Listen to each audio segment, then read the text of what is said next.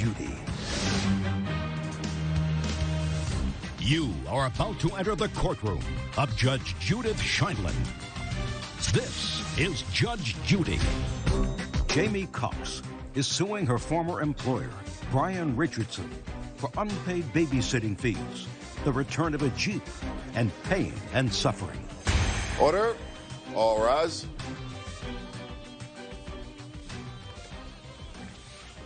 Now it's case number 30 on the calendar in the matter of Cox versus Richardson. Thank you. You're welcome, Judge. Parties have been sworn in. You may be seated. Ma'am, have a seat, please. Ms. Cox, this is what I gather this case is about. You met Mr. Richardson because you both have children that go to the same school? We do. Okay, and your child is how old? She's 6. And how old is your child? 7. And according to you, you made an arrangement with Mr. Richardson that in exchange for babysitting for his 7-year-old daughter, that he would barter a Jeep that he had for sale for $1,500, that you fulfilled your end of the contract, and that at some point he took the Jeep back. In addition, you say you fully paid off the Jeep by working, and he owes you additional money for babysitting. Mr. Richardson says, no way. What happened was she didn't have a car. If she babysat for my daughter and she could use it for her own purposes, she stopped babysitting. I took back my car. That's your defense. And you also claimed, in addition to the Jeep not being sold, but just loaned to Miss Cox, you claimed 2 loans to her that she hasn't paid back. Okay, so that's the case. When did you start to use the Jeep? In the end of October. And is that when you started to babysit for his daughter? Yes, ma'am. Okay. His daughter is 7 years old, so she's in school full-time. Yes. When did you babysit for her? He would drop her off first thing in the morning, about an hour to an hour and a half before school started. I would take the kids to school and then pick them up, and I would watch her for between 1 to 3 hours after school. Okay, so you watched her 2 to 3 hours a day. Let's say 5 days a week. So at most, you watched her 15 hours a week. Now, when did you stop babysitting? I stopped babysitting on February 12th. However, you're not taking into account, on Fridays, our kids have early dismissal. So Fridays, it was longer, and then... Yeah, right. Okay. And in the meantime, you used the Jeep? Yes. All day long for yourself? Yes, ma'am. You went to see your friends. You used it at night. When you got a babysitter, you used it on the weekends. Yes, ma'am. You used it all day. Not 2 to 3 hours a day. You Correct. used it all day. Okay. And you did that November, December, January, and part of February. Yes, ma'am. What happened in February? I had been evicted because he was not paying me my wages for watching his daughter. Well, just a minute. So when do you claim, in your case, best case scenario, when do you claim you paid off the Jeep? I had it paid off by January. So in 2 months, you paid off the Jeep? Yes, ma'am. So in 2 months, you worked 120 hours? Yes, ma'am. No. I'm trying to figure out whether there's a logic to her complaint. Yes, ma'am. So in 2 months, you paid off the Jeep, and that's when he started to pay you? He was supposed to pay me. He was supposed to pay you. How much was he supposed to pay you? Minimum wage, which is... You're making this up as we're going along. Don't make it up as we're going along.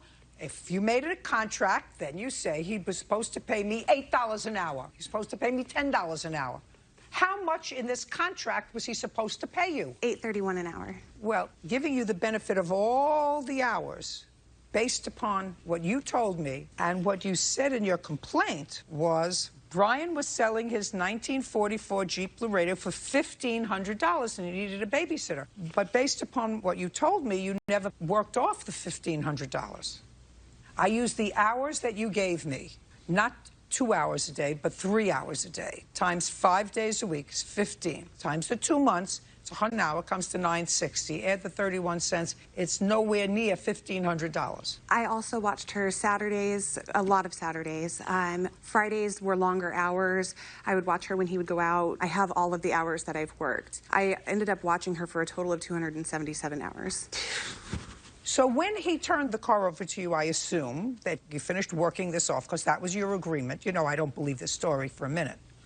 And then you were supposed to get paid. It would seem to me that a smart lady like you would have gotten the title to the car. Did you? I did not. You did not. He always had a reason why he couldn't transfer it. He always had a reason. But you kept going back. I did. You kept going back and you kept using the Jeep. My daughter was being diagnosed with lupus, which is a horrendous disease. I know all needed about a lupus. vehicle. I needed a vehicle to be able to take her to the hospital. Listen to me.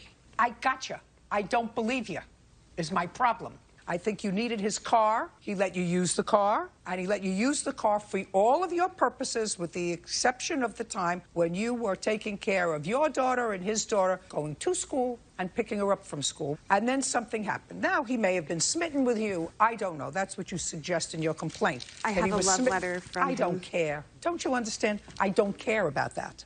If you thought that he was smitten with you, then you shouldn't have worked for him. So you shouldn't have worked for him. So if you took advantage of his being smitten with you in exchange for whatever, that's something that's for a whole other show. I'm telling you that I don't believe that he ever sold you and bartered the Jeep with you. Otherwise, you would have gotten the title when you paid it off. Now, you did take money from him. For what? For payment. No, just a second. You said you ran short on your rent. That's what you started to tell me. You ran short on your rent, and that happened in February. I've been short on my rent several times. My heat has actually been shut off because he was not paying my wages. Get another job! I actually ended up getting another job, and then he took the Jeep 2 days before. I ended up getting fired from the job before I was even able to start. If you weren't getting paid December, January, part of February, why did you keep working for him? Because if I knew that if I stopped working for him, he was going to take the Jeep. Take the car. I had no way to get my daughter to the hospital. He was going to take the car because that was your arrangement. You could use the car as long as you picked up his daughter from school and dropped her off at school. Go ahead. Ma'am, she lives a block from the school. That's how I met her. I saw her walking her little boy to school to pick her daughter. Her daughter's in my daughter's class. And the babysitter I had smoked nonstop all day, and I didn't want my daughter over there, so I was looking for a babysitter. And I'll let her use my car. Well, you don't say she needs a car. You didn't know that until you started to talk to her. Right, yes, ma'am. Okay, so you started to talk to her. And I told her, I said, hey, I have a Jeep. You could use it, do whatever you want to with it. I'll insure it. I'll get plates on it in exchange for watching my daughter. 1 hour in the morning and an hour and a half to 2 hours in the afternoon. Every other week, ma'am, for 9.5 weeks. She didn't watch her every week. I have split custody with my ex-wife. I have my daughter 1 week. My ex-wife has her the other week. So it wasn't all that. It was half of that. I see. You left that out. I apologize for leaving that out. Yeah, you should have put that in. Okay, so it was half the time. So it was a period of 9 weeks? Yes, ma'am, every other week. So 4 to 5 weeks is all she watched her total. And like I say, an hour in the morning, and I do visits in the afternoon. Okay. That's fine. I got it. Yes, ma'am. Okay, now I want you to tell me about the money. Okay, she watched my daughter for a total of 1 week to start with before she started coming up short on rent and needing... So the first time she said, I'm $200 short. So I said, well, Jamie, I can lend it to you, you know. So I did. I had it in my pocket. Did you know what kind of work she did? She don't work. Well, how does she support herself? I have no idea, ma'am. How do you support yourself? I was working for him. No. Before that, I was a bartender. A bartender for whom and during what period? I was a bartender from the time I got until October of 2015 when my car broke down. I worked in Colorado Springs. I live in Pueblo. It's about a 40-mile drive. Okay, so you worked for 3 months? Yes. And where did you live before that? Washington State. And what did you do there? I was a bartender there as well. Okay. How much money in total did you give her? $600, ma'am. That's the loan that I loaned her. I gave her money all the time. Whatever she needed, I gave it to her. Like what? Well, her coffee pot broke down. I bought her a coffee pot, her DVD player. I gave her $20 on 2 occasions. We're not talking about just 'cause she earth-shattering needed... amounts of money. DVD player you bought her or you gave her? I bought it for her. A new one? Yes, ma'am. And a new coffee pot. I bought her a necklace. I bought her shoes. I bought her anything she asked for, I got it for her. Well, Mr. Richardson, it sounds to me like you were more interested in her than... She told me the first week that there was going to be no relationship between me and her, and I was cool with that. I just needed a babysitter. Well, then why'd you buy her a necklace for? Well, because rent, I understand. I mean, she's watching my daughter, and the kids need to watch it. I mean, I don't know. I bought it for her. She asked for it. I got it for her. It's ridiculous. All right, tell me about the money. Okay, like I say, ma'am, the first week, she hadn't watched my daughter 1 week, and she was short on rent. So I lent her $200 the first time. Everything was cool for another month. Then she's going to get evicted the next day, or the landlord's coming over in an hour and a half to throw her out. So I told her, I said, Jamie, backyard's saved. I'll go get it for you. And I did. I got it $400 for her and gave it to her. And she never has paid me nothing back. Do me a favor, Mr. Richardson. Change the place where you keep your money. Well, I had it. Okay, yeah. It's safe where I keep it. Not anymore. Used to be safe. It's not safe anymore. Yes, ma'am. All right? Be smart. Judge Judy continues in a moment. And later today, You told her you were going to pay her for the furniture. Unfortunately, your choice of language was such that the camera operator here can't take a picture of it. Would you show Shakespeare, please, the emails?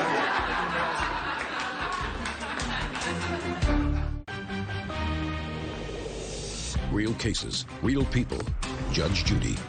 Jamie Cox says former employer Brian Richardson owes for babysitting fees, the return of a Jeep, and pain and suffering. Brian is countersuing for unpaid loans and harassment. So the next time was $400? Yes, ma'am. What date was that? I'm not sure the exact date, but I have it right here where she, she wrote it on what she sued me on for the 400. She didn't mention the other 200, but she did mention 400 of it. Can I see it? Loan, right? She didn't mention the other 200. And I have a text message here, ma'am, that she even says, I thought that was a loan. Just a second. Well, you indicate that he loaned you $400. Yes, he did pay me $400. No, didn't say paid. You wrote loan. I wrote loan because it was not a loan. It was payment. You wrote loan. This is what your out-of-pocket expenses. Groceries, you say, for 9 weeks. A car seat that was ruined. A stroller that was ruined. Thanksgiving, I provided $150, replacing what Brianna destroyed. That's your daughter, I suppose. Brianna is your daughter? Yes, ma'am. Right. Credits, Brian paid $0. Handed me $20 on 2 occasions. DVD player, 20 occasions. Loan, $400. That's what you wrote. Loan, $400. Yes. Because that's what he was claiming that it was. So I even took that $400 off of here. Good. The complaint is dismissed on the counterclaim. I'm awarding you, sir, $400. We're done. I have a police report about harassment, ma'am, that she was harassing me constantly. And I called the police. Just a second. Did you file for a protective order against her? Right here, ma'am. Yes, ma'am. May I see it? Harassment order. May I see it? Did you get a protective order against her? No, ma'am. I did not get a protective order. Well, the first time, one of her friends at school back that she was working off, that was the first, and I didn't say nothing about that first time. The second time, some lady comes up to me. I find out it's her mom. She comes up to me, Brian? I said, yes, ma'am. She says, I'm her mom's name, and she said, I want to tell you what a low-life piece of you are for the way you did my daughter. So that time, I called the cops, ma'am, because I wasn't nothing but... Why didn't you file a protective order? Not against her, because so far it's just her mother that harassed you. Well, she was just down here visiting her, so she wasn't going to be there long anyway. Complaint is dismissed. Judgment on the counterclaim for $400. We're done. Ma'am. We are done. Please excused. You may step out. He wrote me a love letter and bought me a diamond necklace before I had even ever met him. I gave her the diamond necklace before she was my babysitter. I baked him cookies and I returned the necklace the very next day. I mean, it wasn't nothing big, Very difficult. I've almost lost my child 3 times because of this. Very big mistake.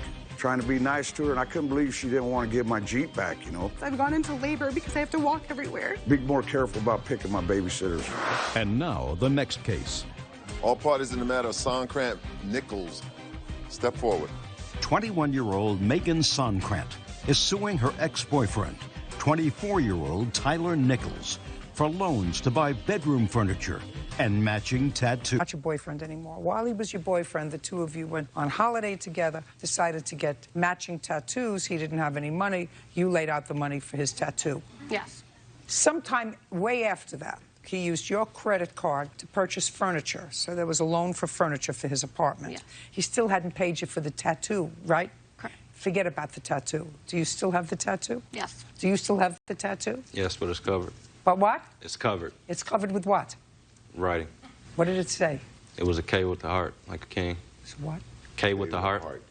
K with Oh, the with a heart. K with a heart. Is that your name? No, it was king and then mine was queen. I really have to get my hearing checked. I swear. God, everybody better go to articulation classes. That's not going to happen. Okay. Judge Judy continues in a moment. Bird, that one's irritating me. Would you get it out? Sure, man. You don't have to bring your new girlfriend. It's annoying. Do you understand? Yes. Isn't it nice I got rid of the new girlfriend?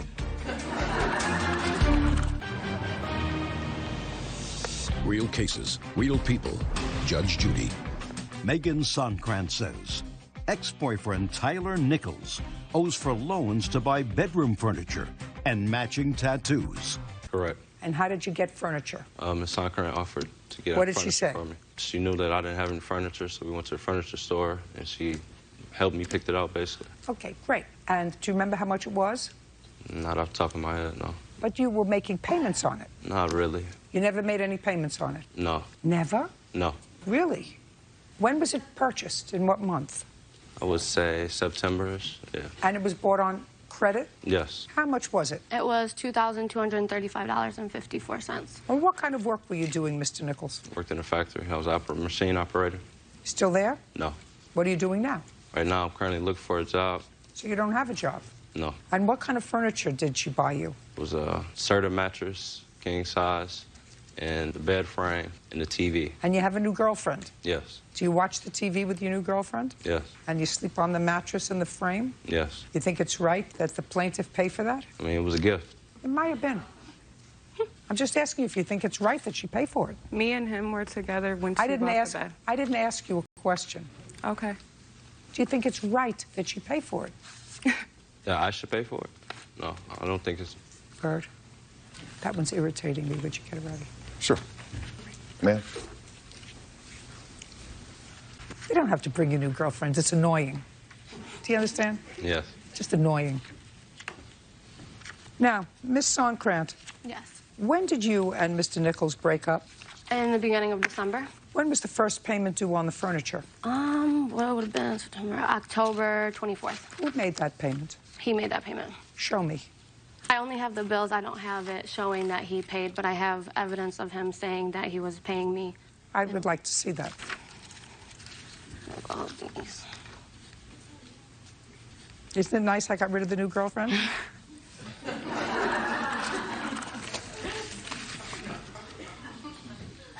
Just in case you think I'm going to be exceedingly hard on him, I just want you to read some of these emails back and forth. Okay. And I want you to tell me whether, based upon these emails, you would buy U.S. savings bonds.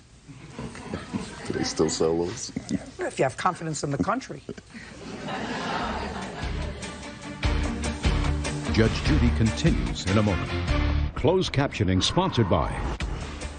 Want justice? Go to judgejudy.com. Like us on Facebook and follow us on Twitter. Now, you told her you were going to plea. Your choice of language was such that the camera operator here can't take a picture of it because you only know how to express yourself using four-letter expletives. I don't believe... You don't believe what? Where did I say that I paid her? I told her I was going to pay for it. Would you show Shakespeare, please, the emails? In the emails is where you told her. Yeah, man.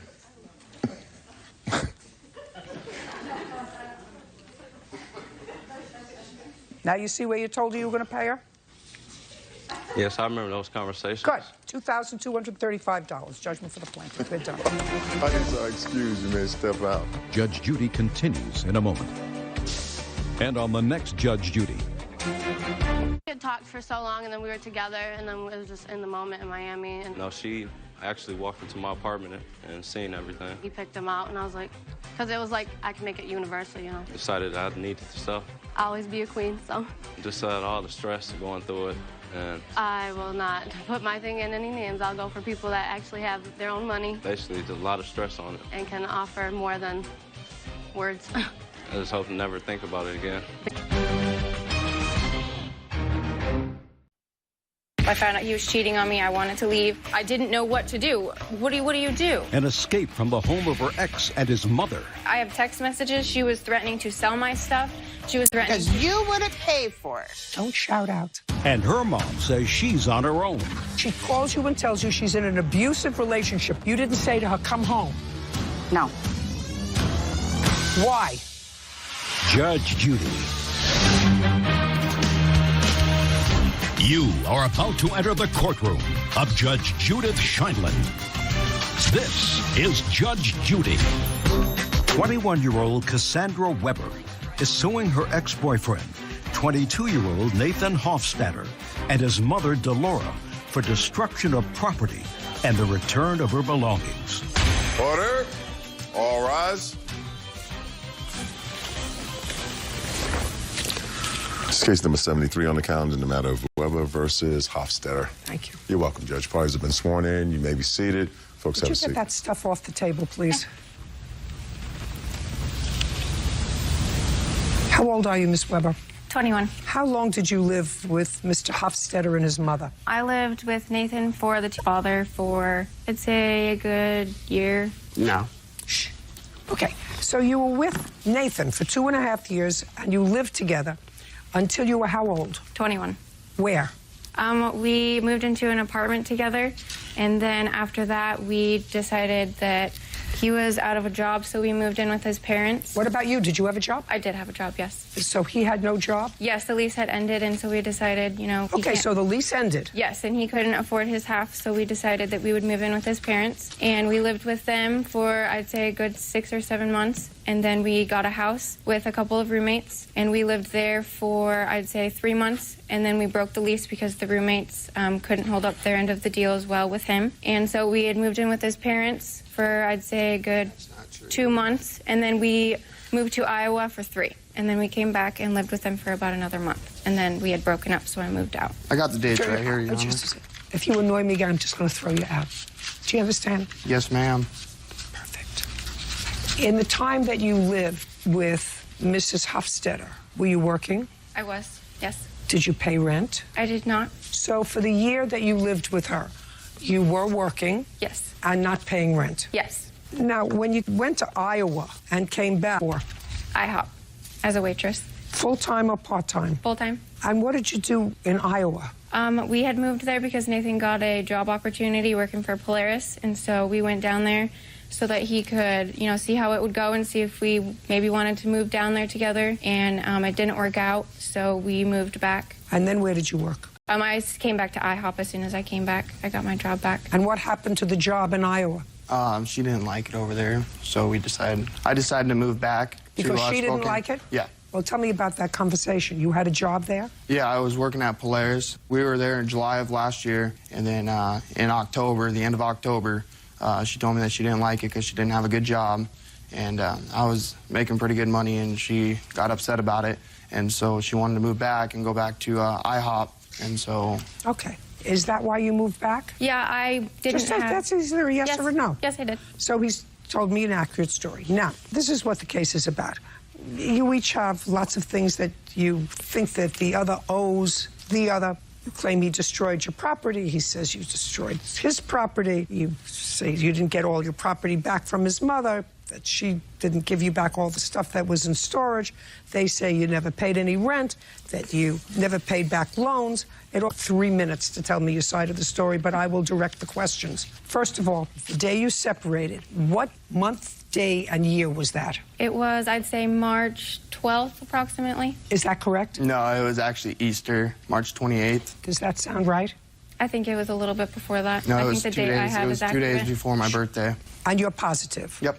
You're not positive? No, I am. I know exactly That when it was I left March because 12th? I wanted to leave. Yep. That was March 12th? Yep. Okay. Do we have any sort of police report? Yep. I actually have 2 of them. Just a second. Give me the date of the first one. April 20th. April 20th. Yes. Now I'd like to take a look at it. Okay. That's the date of the first one. Yes.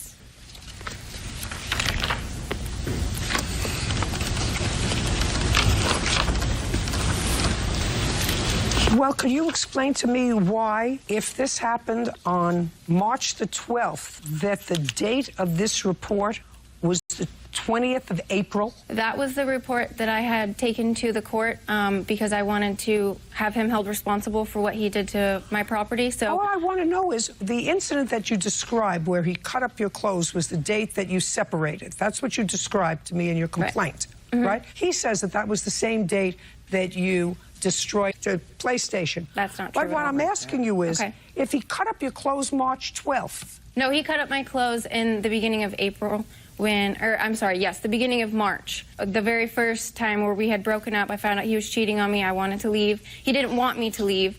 So I had a bag of clothes, and he ripped them out of my hand, threw them on the ground. Did you stay after that? Or No, did you I left after that. I grabbed my bag and I left. Such I understand. Yes. So why did it take you from March 12th, when you left, until April 20th. Because I was scared and they would not let me have my stuff. I was scared of what they were going to do to it. I have text messages. She was threatening to sell my stuff. She was threatening to get rid of it. Because you wouldn't pay for it. She was threatening to get rid of it. Let's talk about the truth. And I was scared of him. I didn't know what he was going to do. You weren't scared of him. That's a lot of Well, I baloney. wasn't once I left. Listen no. to me. You weren't scared of him at all. No. And listen to me. Don't shout out. Oh, I didn't mean to. Well, I know you didn't mean to. If you do it again, I'm going to throw you out. Okay.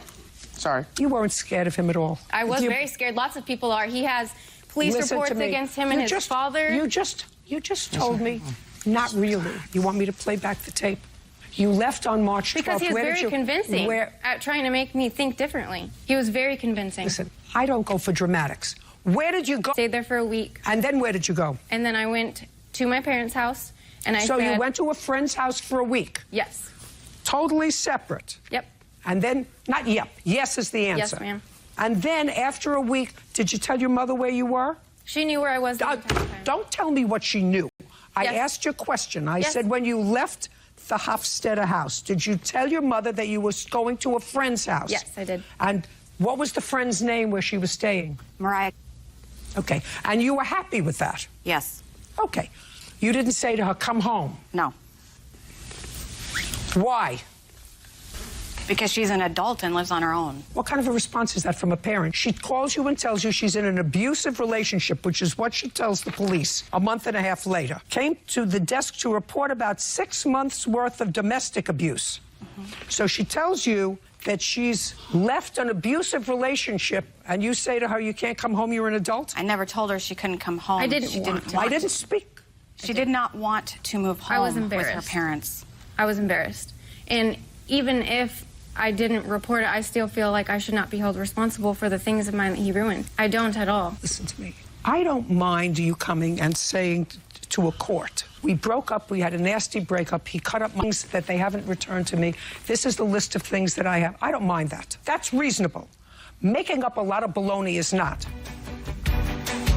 Judge Judy continues in a moment. In the 2.5 years that you lived with him, in his parents' house for a year, in Iowa where he had a job, all of these things don't suggest to me somebody who should be going in to report domestic abuse because they want their property back. And later today... Did you write her name? Yes, I did. You forged her name? As she requested, yes, I did, ma'am. All right, it was on its face. You forged her name and wrote the check payable to your account. Yes, ma'am. Real cases, real people. Judge Judy. Cassandra Weber says ex-boyfriend Nathan Hofstadter and his mother Delora owe for destruction of property and the return of belongings. The defendants are countersuing for rent, storage fees, money loaned, and an assault. Now, you lived with him for 2.5 years. In the 2.5 years that you lived with him, in his parents' house for a year, in Iowa where he had a job, and you didn't like it, so he moved back, which you acknowledged before. All of these things don't suggest to me somebody who should be going into the police station to report back. Do you understand? Yes, I do, but I was scared. The whole time, he didn't show all of these crazy things that he was doing. It happened when we broke up. I got some of my stuff that day in April. She was throwing it out on the porch. I grabbed what I could because that was not allowed in the house. I called the cops and this police report because I wanted my things. What date is that police report? I believe actually that is the one that you have. That's 6 weeks late. That's from March 12th to April 20th. Where were you? I was dealing with the trauma that I went through. I didn't know what to do. What do you do? Just a second. Do you have any property that belongs to her? No, there is none. Just a second. There was a storage unit at some point. Did there come a time when the plaintiff came to the storage unit? Okay. On what date did you go to the storage unit? On April 20th. Did you meet Miss Hofstadter at the storage unit? I did, yes. Did Miss Hofstadter open the storage unit? Yes, she did. Did you remove any property? I did. And ma'am, if I may, I'm not really concerned about the storage unit. I did get most of my belongings out of there, but I have text messages from her stating that things that were still in the storage unit, and then I have text messages of her admitting what is still at her house that belongs to me. Just a second. Okay. I would like to see a text message of her admitting. Okay. Miss Hofstadter, listen to me. I am. Be very careful. I will. Do you have any property that belongs to the plaintiff in your house? I got none in my house. Don't play games in your garage, in a shed, in a basement. You have stuff. Some underwear, some socks. I got a pair of yoga pants. But what she's claiming that we have is her baseball glove, her Uggs. Baseball shoes? Yep, Nikes. A mitt and Uggs? Is that what you're claiming? Yes. Do you have it? No, ma'am. They don't have it. Now, I'm going to give you 30 seconds to tell me. Ma'am, if I may say something, I didn't get to tell you about the damage to my car. I have estimates. Just a second. Okay, I just want to make sure that we... So far, I'm unimpressed with you. I mean, you live in this lady's house for a year. You don't pay any rent. She never asked. There was 11 people living in that house at one point. That's right. Did they pay rent? Did they pay rent? They didn't pay rent. Just a second. You never asked. Did he pay rent? Listen to me. You lived there as an adult. Don't answer me back. You didn't pay any rent. And this whole geschichte of what was in a storage unit, was in the house, the three things that you're wasting my time with are a baseball bat. That's not what's important to me. What's important to me is my car. Well, then why don't you just say it's my car? That's what I was trying to say. I would rather have started with this. With a police report that says domestic abuse. Well, this is domestic abuse, what he did to my car. I have estimates. I have estimates for just to replace the damage to my car. It's almost $3,000. This case is over. We're done. Ma'am, what about him being held responsible for his damage? Boys are excused. You may step out. She's upset that we broke up. I hope one day he's held responsible for the things that he did to me. Don't ever get with a blonde with blue eyes. You won't have an issue. I hope that every girl out there does know what they deserve and that they don't give somebody like him the chance. And now, the next case. All parties in the matter, Francisco versus Vedder. Step forward. Megan Francisco is suing her former friend, Elizabeth Vedder, for falsely accusing her of illegally depositing a check. Miss Francisco, you and the defendant were friends, and based upon what I read, you were also in the military together. That's how you met. When you were no longer in the military, you became roommates. Yes. And while you were roommates, you had to go to jail for a period of time for what? DWI, ma'am. Now, at that time, you were roommates. Yes, ma'am. And according to you, Miss Vedder told you that while she was going to be in jail, you should take her disability check. You were getting disability check. And use that disability check to pay her portion of the rent. Yes, ma'am. According to you, you did that. And then you gave the rest of the money to her when she was released. Yep. Then what happened, Miss Vedder is released from jail, and she's going over her finances, and she sees that she's missing a disability check. She contacts her employer, who contacts disability, and says that the check was cashed by you. So she notified your bank that it was a fraudulent transfer of money, and they removed the money from your bank. So your lawsuit against her is for falsely reporting that you had fraudulently cashed a check. Am I correct? Yes, ma'am. Judge Judy continues in a moment. You paid September's rent and you paid October's rent. Did you return the $1,000 to her? Yes, I did, ma'am, and Stephen Brooks was a witness. He actually wasn't. I'm glad he wasn't a witness to her giving you the $1,000. I don't believe a word you said. Real cases, real people.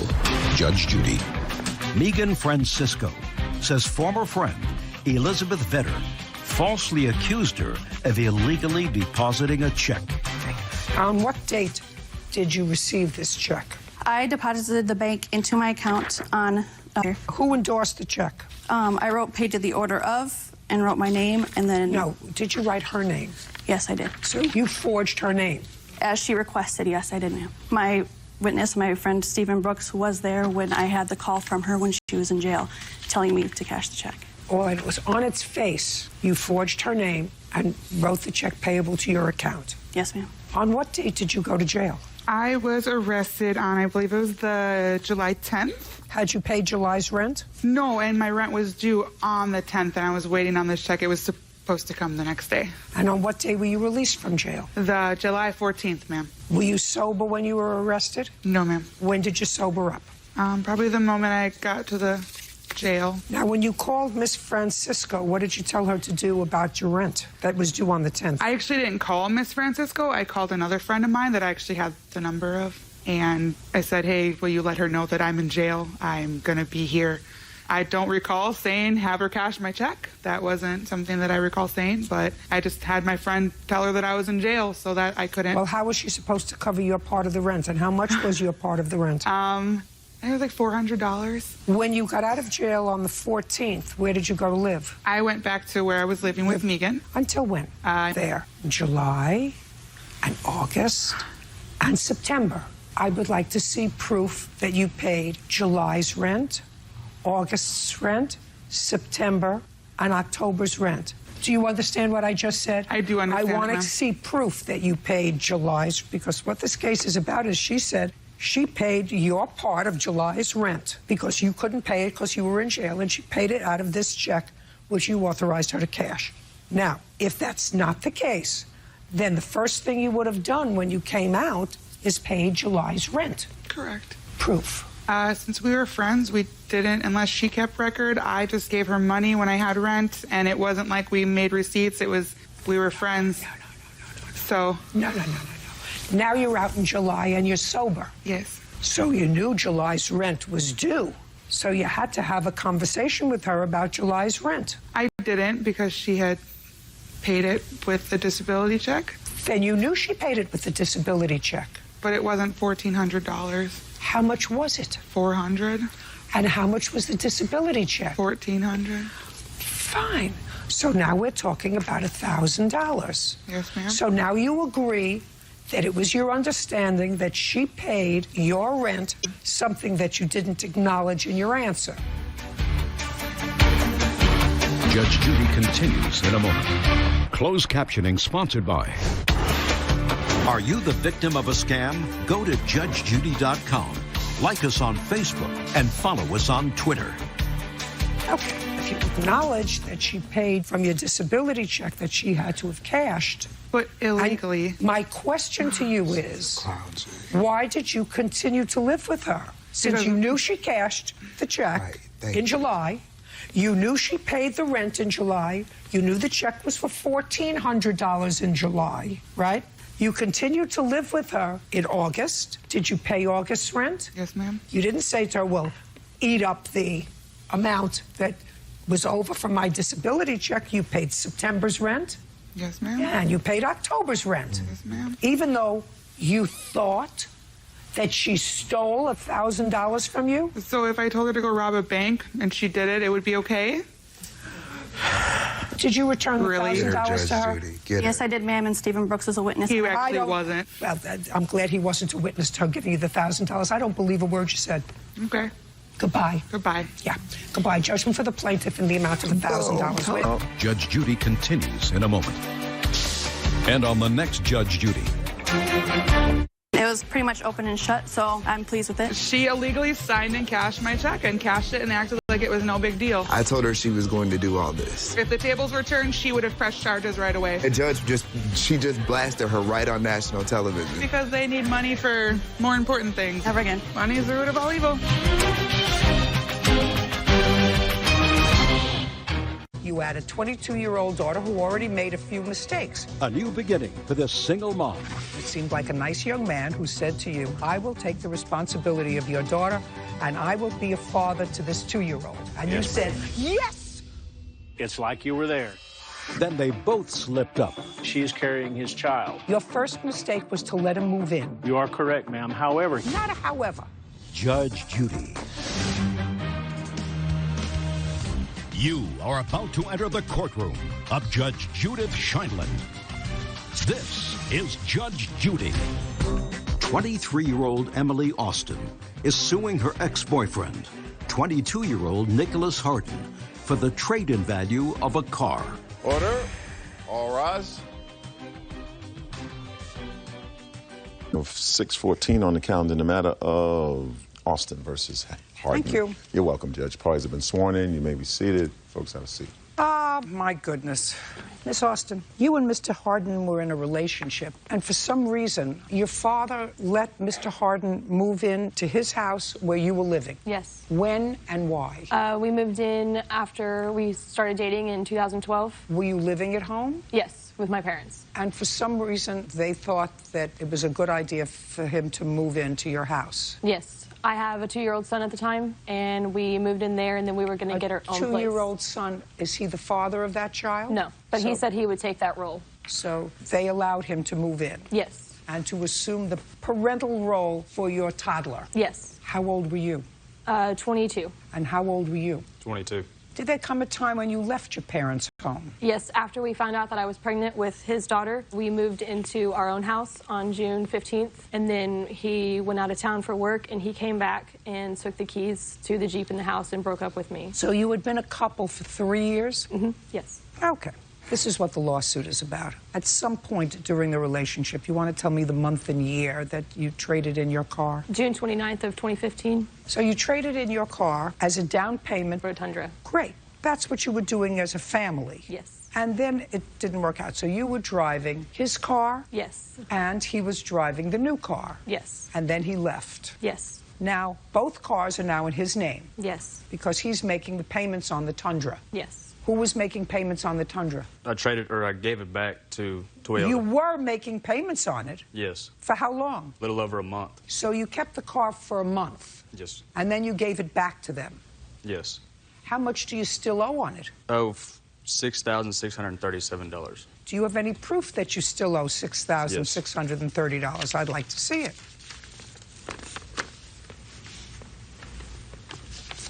And you're driving the Jeep? Yes. So he owes $6,637.32 to Toyota Motor Credit Corp. That's what he owes, because he doesn't have that car anymore. Right. And you used your car as the down payment for this car. Yes. And they gave you a credit on that car of $5,000. Yes. What kind of car did you trade in? I had a 2004 Honda Pilot. Bird, would you look up the value of the 2004 Honda Pilot? LX or EX? EXL. 6,600. Practically the same thing as what he owes for the mistake. So what you think is fair, Miss Austin, is to burden him not only with the $6,600 that he has to pay back to Toyota Motor Corp, but another $5,000 that was used for the trade-in. Yes. It's not going to happen. I traded my car in the hopes of getting another car. I didn't trade my car in for nothing. Well, you did. And now I have 2 children and no car. Well, that's what you should have done. If you wanted to trade in your car, and the idea was that you would trade in your car, and it was going to be your car, and you were going to take the financial responsibility of paying for that car, using your car as a trade-in. He wasn't letting me work. What do you mean he wasn't letting you work? He said that I would find someone with more money than him, so I stayed home, and he would make the payment. That's your choice. If what your intention was to trade in your car and for you to assume the financial responsibility of paying for it because you're 22 years old, you're both the same age, you look perfectly able-bodied, you've already had 2 children, I assume you weren't married the first time either. No. Then what you should do is keep busy. Get a job. That will keep you busy. But you can't expect, in all fairness, any court to say, well, not only are you stuck with this debt, but she wants to gone. He would like the $6,000. This was all traded in so that everybody would have a safer, I assume, a safer car to ride in. You were riding around in a 12-year-old car. It ran, and now I have proof that he gave me the Jeep and then he took it back. He can't give you the Jeep unless you have the title. Do you have the title? Did no, he turn the title he was over making to you? payments on it. You have no case, Miss Austin. There's no legal theory upon which I'm going to award you $5,000. May I say something? Sure.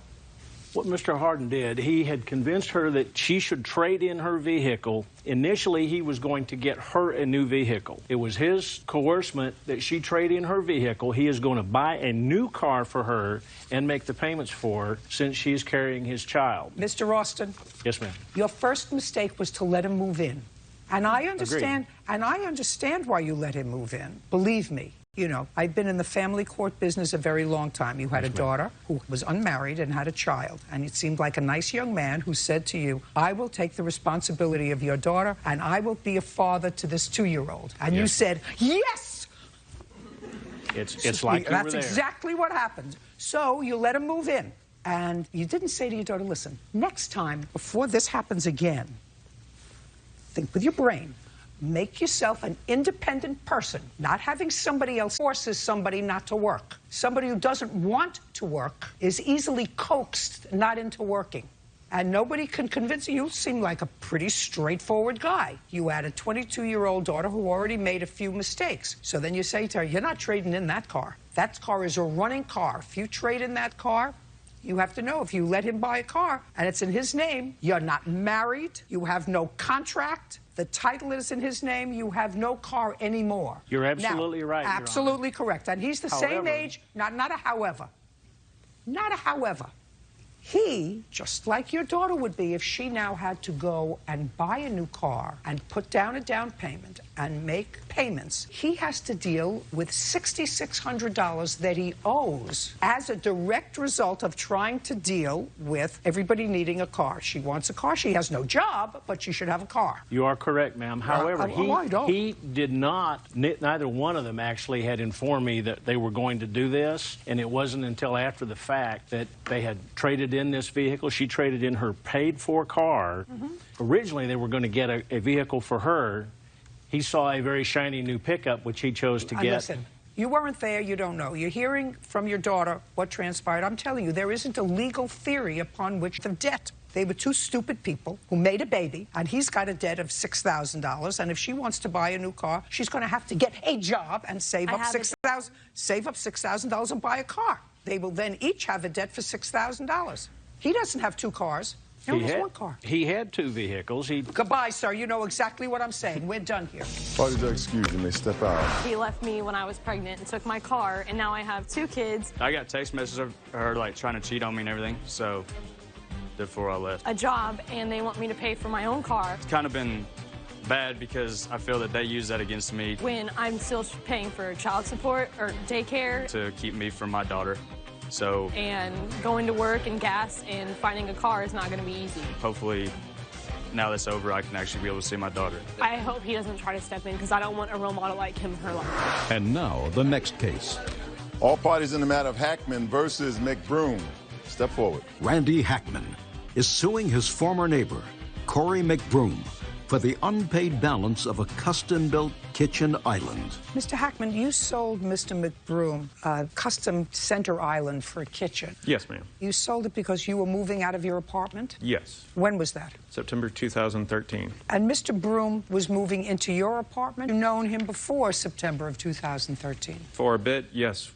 How? Well, the apartment we lived in, I worked for the property manager for that building. He was also putting his salon into the commercial spaces that were in there. So we had worked together building out his new salon space in that building. Is that what you are? Yes. So you knew him from business? A bit, yes. Okay, so I want to know, if you're a contractor and you helped him build out his salon, how were you compensated? I was under the employee of a different company, the property management company at that time. So was the property management who built his salon? Yes, ma'am. Okay, great. Now, you sold him this center island for how much? $2,000. So far, that is correct, Mr. McBroom. No. Well, you say it's correct. You said it's correct that you purchased his center island for $2,000. That's what you said. So what's incorrect about it? It's incorrect because the amount was never solid. We talked about an amount between $1,800 to his retail value once the product was finished.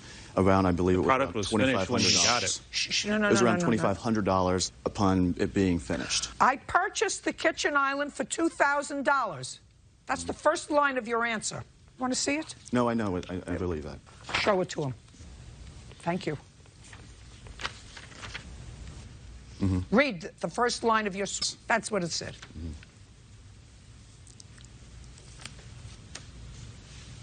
So you want to tell me where you were mistaken? You were mistaken in your sworn answer, or you were mistaken in your sworn testimony? There needed to be a number put down, and so there was never a number that was... No, I'm just asking you. I asked you a question. Stop double-talking me. Yes. I know that you... Where do you come from? Missouri? Yes, ma'am. Have you ever been to California before? I have. You have. And you liked it here? It's good. And you thought it would be a nice thing to come back again and to do this little program? Suppose. You suppose? That's good. Okay. So, now, there's a price that comes with that for your free trip in your hotel room. Right. You know what that price is? Being honest? Yes. Because if you're coming here to play with me, I'll put you back on the plane to Missouri. Absolutely. Do you understand? Yes, ma'am. Judge Judy continues in a moment. So at that point, there was not a barter agreement in place. The barter agreement happened, there was never a set time when payments were necessarily due or made. You're going to step all over your tie and going to get very dry in the mouth. Real cases, real people. Judge Judy.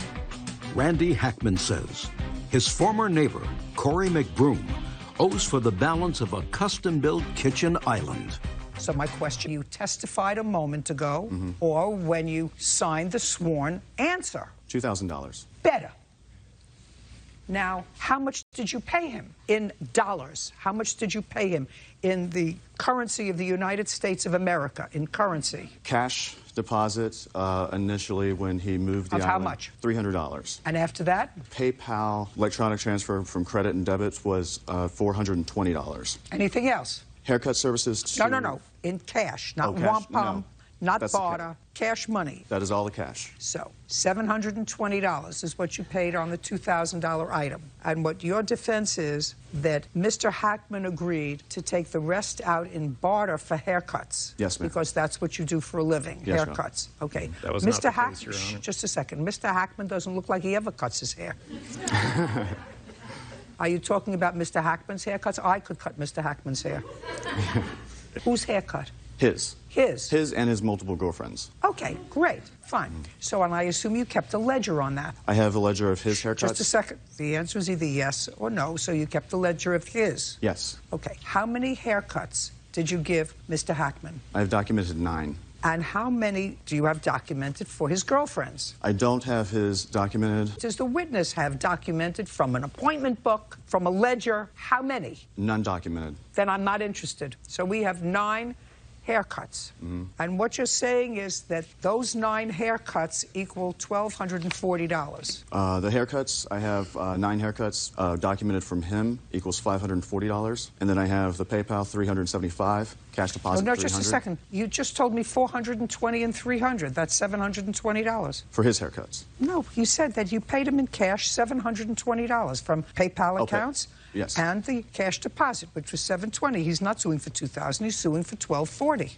What you're suggesting is the 9 haircuts that you did for him, you did, and the equivalent of that was the remainder of what you owed him was $1,240. Yes. Okay. Now, tell me when you had the discussion with Mr. Hackman that transferred the issue of the money that was owed, cash money, U.S. currency, to barter. Tell me about that. That happened... You started paying him back, and when was the last day you gave him a cash payment or a PayPal payment? It would have been the end of last year, less than 6 months. What's the date? You have it. You yes, must I do. have it down. I do. 8/15/2015. Okay, it was when you gave him, just a second, when you get in August of 2015, yes. There was not a barter agreement in place. The barter agreement happened every once in a while whenever he needed a haircut. And then what we would do is there was never a set time when payments were necessarily due or made. You're going to step all over your tie and going to get very dry in the mouth. Yes. Judge Judy continues in a moment. Well, you only have 5 here. I should have 9. Men's haircut and style? Yes. 1, 2, 3, 4, 5. Nothing. Real cases, real people. Judge Judy. Randy Hackman says his former neighbor, Corey McBroom, owes for the balance of a custom-built kitchen island. Now, are you telling me that prior to August of 2015, you had an agreement with Mr. Hackman that you were going to deduct what you owed him from haircuts that you gave him? Yes. Tell me when that conversation took place. Earlier that year. And earlier in 2015? 2015. And initially when we first agreed that I was purchasing the island as well. Is that correct, sir? It was earlier than that, but his numbers are way incorrect, Your Honor. You had, however, discussed with him barter each of your 9 haircuts. Well, there was only 6 haircuts, Your Honor, and 1 additional for a girlfriend at the time. Each haircut he charges a retail value of $35 for. That's incorrect. And I took $60, the full monthly payment, off for each haircut. So he was making boon off of that as well. Okay, so first thing I'd like to see is the ledger register of 9 haircuts.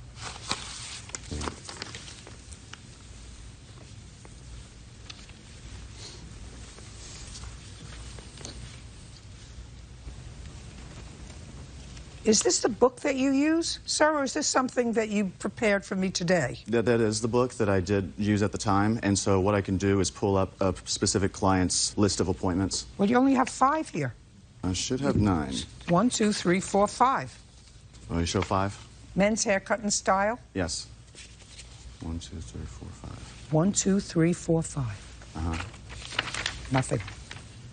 So, if I were to call your salon now, is it open or closed? It's by appointment, so it is available upon request. What does that mean? By appointment only. So there's no standing, there's no What's receptionist necessarily. All my clients directly contact me. Is there a physical space in your salon? You have a Yes. physical space. How many people work in your salon? 3. You're one. Less that we work with. And he doesn't come into the salon? He does. So he may be there now.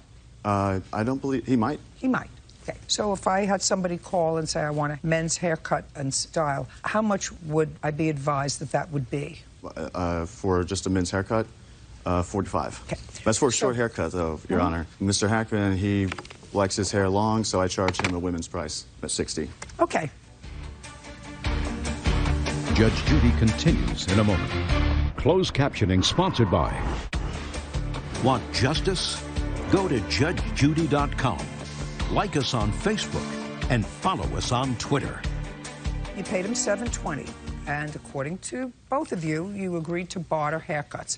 He says he had 7. You have 5. He says it was $35. You say it was $45 for a man, but I charge him for a woman's haircut. Yes. I'm giving you credit for $45 for the 5 haircuts that you can prove, which is $225.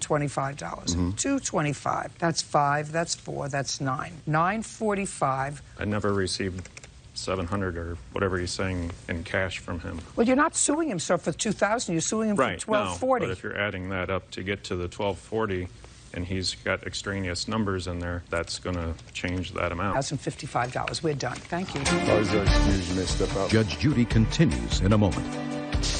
And on the next Judge Judy... It just took too long. It was 2 years. It was supposed to be a quick 6-8 months. It was a very casual thing. It was a bar island. I was doing it as a favor, really. And then online, I saw that he and his boyfriend took a trip to French Polynesia. And to help him out, I have the bar. He's got some extra dough. Good for him. He was building out a new salon. If he can afford those, he can afford to pay me $1,200. And, you know, hopefully we can move past it. I gave it the whole shebang, so that's that. Everything's got to be written from now on and documented numerous times. Randy's a good guy. I don't want to hold anything against him on it. This case was always up, and it was very casual, and so this is what happened.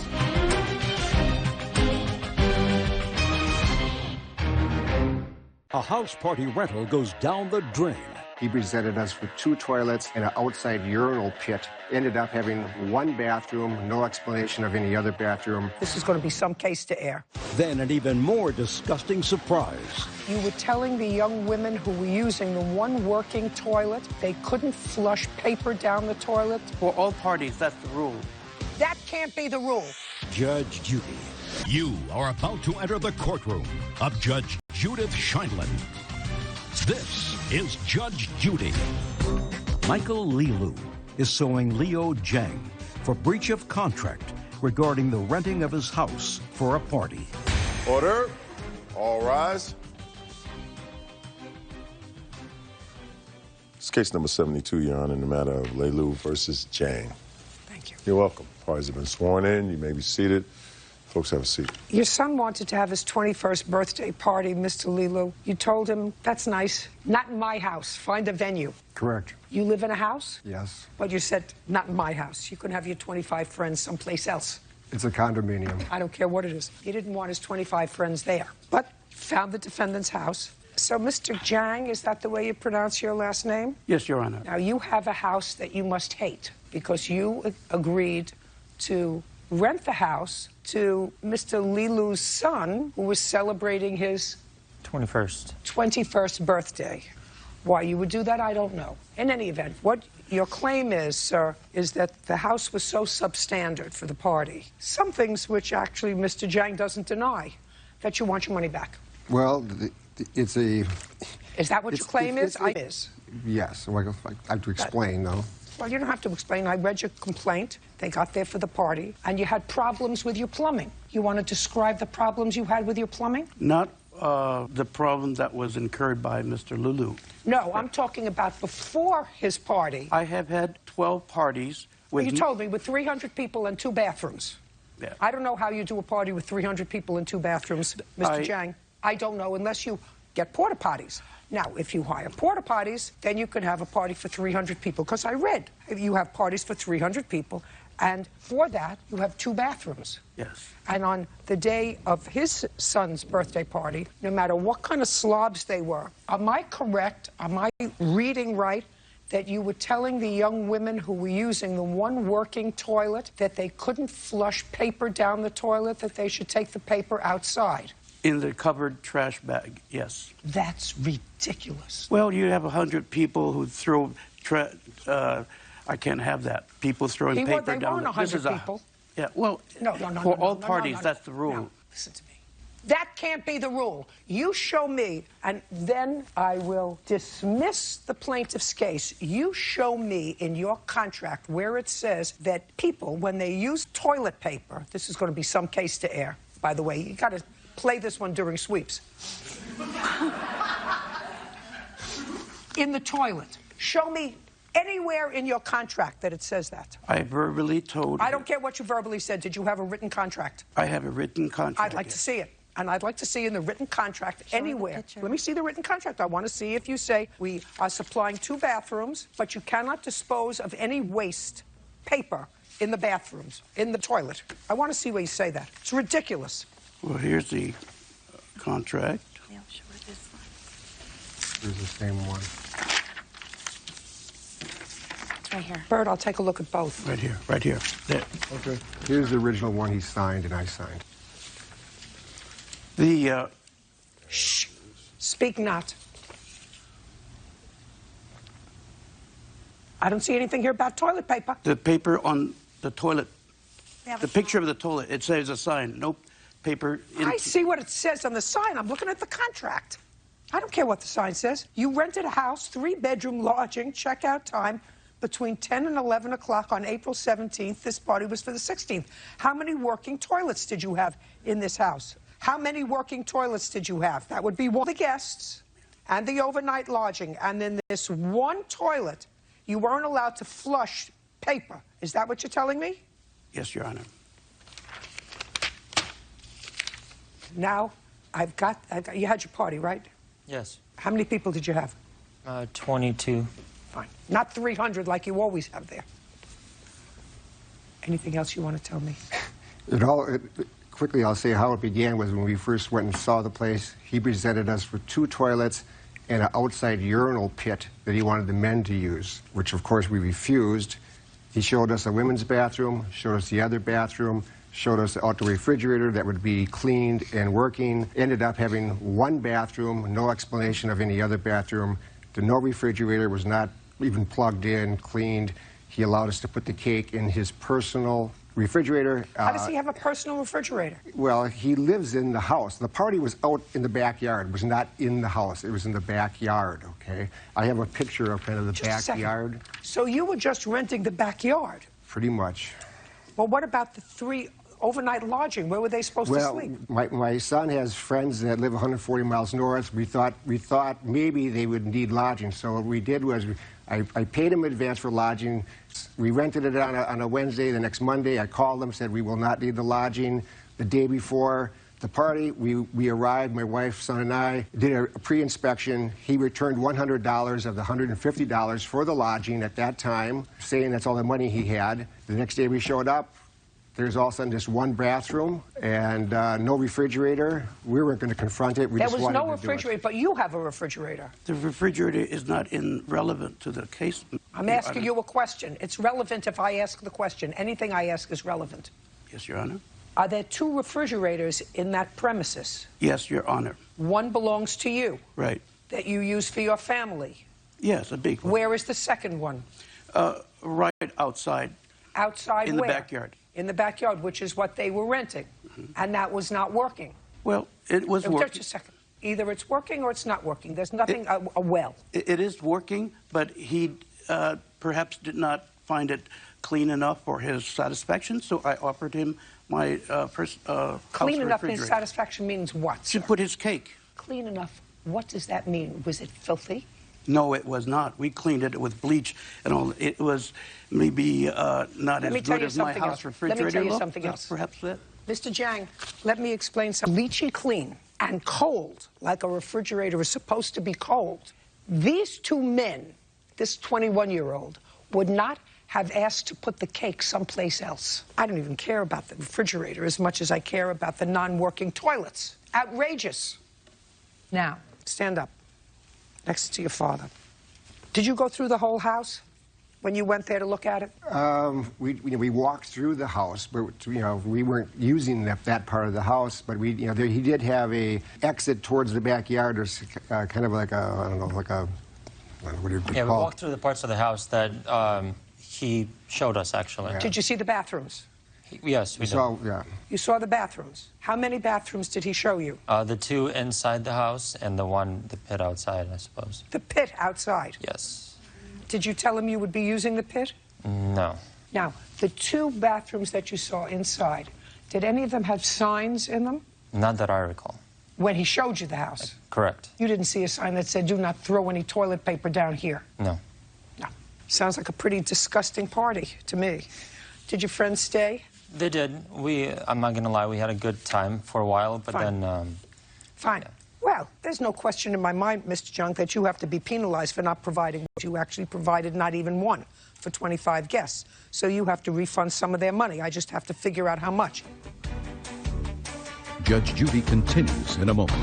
Your counterclaim is that despite the fact that you had signs all over the place, the young women who went to use the bathroom did in fact throw paper down the toilet. And as a result of that, you had substantial damage to your pipes. That's too bad. Fix your pipes. And later today, as soon as he gets his car back, you'll get your money. Do you understand? But I already put money on the car. Too bad. That's too bad. Why, Your Honor? Just because I told you that's too bad. real cases, real people. Judge Judy. Michael Lilu says Leo Jiang breached their contract regarding the renting of his house for a party. Leo is countersuing for damages caused to his home. Now, how much money did they give you in total? He gave me a $750. Okay, so I'm going to return to him $350 of his $750, and you have a counterclaim. Your counterclaim is that despite the fact that you had signs all over the place, the young women who went to use the bathroom, the one functioning bathroom, did in fact throw paper down the toilet. And as a result of that, you had substantial damage to your pipes. Fix your pipes. That's what a toilet is supposed to do, except toilet paper. Do you have other bathrooms in your house? How many bathrooms does your house have? 2 only. Well, I would save some of this money from the... How many other parties have you said you had in your house? Right here. Just a second. Just tell me. How many other parties? 12. 12 other it's right parties. Here, what I would do, sir, is save some of that money and improve the plumbing in my house. That's what I would do. Save some of... Who is this? This is my property manager who managed all the cleanup and with plumbing cleanup. How many properties do you have? 1. So she's your property manager and she manages just your one property that you live in? Yes. He's a busy man, Your Goodbye. Honor. Judgment for the plaintiff in the amount of $350. We're done. Parties are excused. You may step out.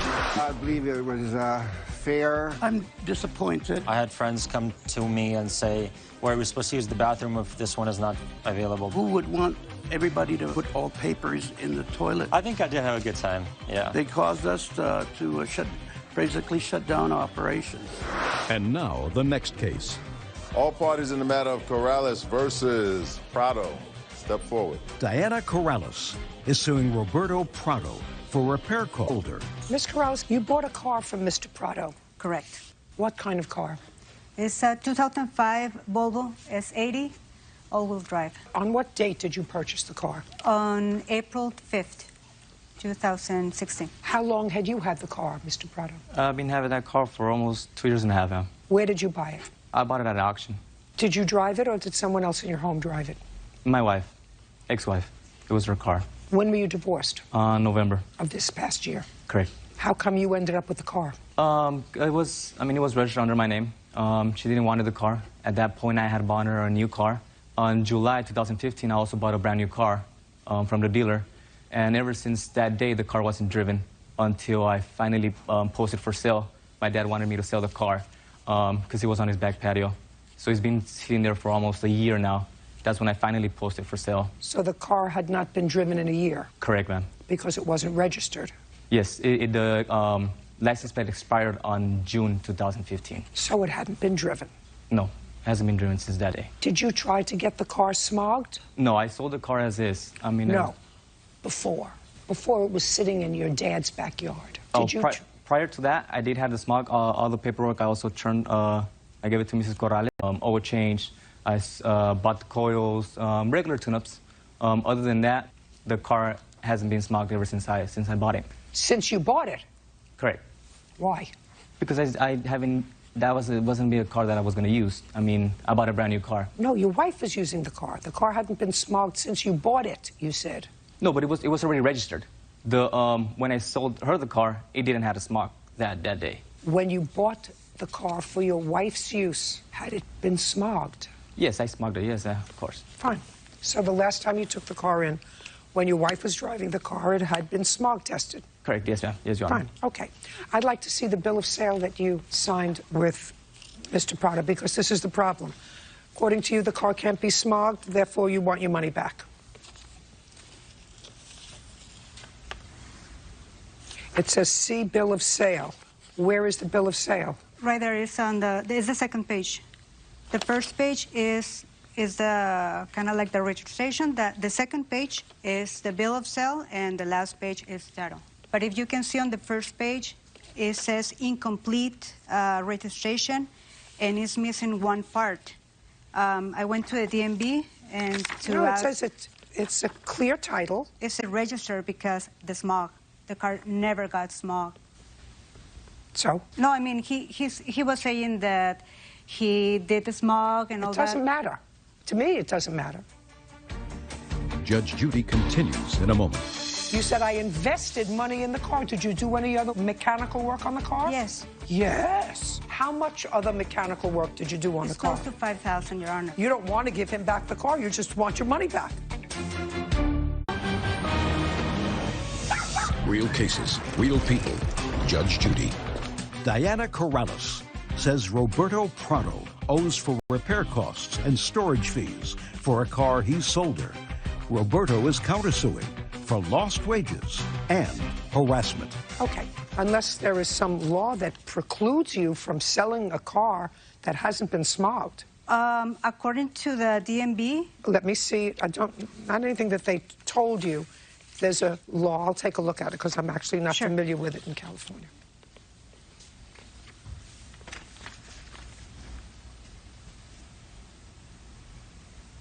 Oh, when a car is sold, the seller, that's you, is required to provide the buyer with a valid smog in sale or transfer. Smog certifications are good for 90 days from the date of issuance. Did you furnish her with a valid smog inspection certification? No, I didn't give her no smog. At the point of sale, when we sold the car, Mrs. Diana Corrales and myself agreed that the car is sold as is, and it's usually on my Craigslist ad. It says sold as is, bring your mechanic. Well, that's fine. It's sold as is, but it says in the state where you live. Correct. You cannot sell a car that hasn't been smogged. Correct. So you have to have a valid smog certification. Am I reading that correctly? That's what it says. Where's the car? It's parked in a garage. Where? In Chula Vista. Oh, fine. I got the list right here. I don't care what you have the list right there. This is something that you didn't know. Maybe it's something that he didn't know. But as soon as he gets his car back, you'll get your money. Do you understand? As soon as the car goes back to him, you'll get your money. But I already put money on the car because... Too bad. That's too bad. Why, Your Honor? Because I told you that's too bad. If you couldn't register the car, you shouldn't have put any money into it. You don't expect him to pay for the stuff that you did to the car, plus give you your money back. I can register the car, and I have 30 days to pass smog. What I'm telling you is, do you want the car? Yes. Then you want the car, then your case is dismissed. Period. End of discussion. If he gets the car back, you get the money. How much did she pay for the car? $2,100, Your Honor. Then you get your $2,100 back. If what you're telling me is you don't want to give him the car back. No, it's not that. I want to, before filing the complaint, I was texting back and forth, and I offered him to give him back the car, and he to give me back my money. He told me that he already invested the money. Then I sued the claim. I had to put the car in a garage because I couldn't register because they didn't have plates. Without plates, I couldn't cross it to TJ. So I have to park it somewhere. I couldn't leave it on the street because it will get towed. I took it to the smog, and the result was that the catalytic converter was tampered. I didn't know at the time. Listen, don't tell me a whole big story. I'm not interested in the whole big story. Judge Judy continues in a moment. Closed captioning sponsored by. Are you the victim of a scam? Go to judgejudy.com. Like us on Facebook and follow us on Twitter. Okay, I'm prepared to give you your money back Your Honor, as soon as he gets the car. There's the money for the parking, and I need that money too. I'm not giving you the money for the parking. Why not? Because I said I'm not giving you the money for the... You get the money back for the car because that you knew right away. If you took it to register it right away, then you file your complaint, you say, I want my money back. You said, I invested money in the car. Did you do any other mechanical work on the car? Yes. Yes. You did other mechanical work on the car. How much other mechanical work did you do on the car? It's close to $5,000, Your Honor. Close to $5,000. Well, he's not giving you... You don't want to give him back the car. You just want your money back. He's not doing that. Your case is dismissed. We're done here. Your counterclaim, too, is done. No, Your Honor. Why does that excuse you? May step out. Judge Judy continues in a moment. And on the next Judge Judy. He didn't pass the smog. According to the state of California, once you sell a car, you have to provide the smog certification. I didn't have no idea about that. Or, if you don't provide it, you have to pay for the repairs. As is, it was just to be it should have been just a regular car transaction. He knew. He couldn't register the car because the smog. Hey, get it smog next time. If you buy a car, ask for the smog certification. Otherwise, don't buy it.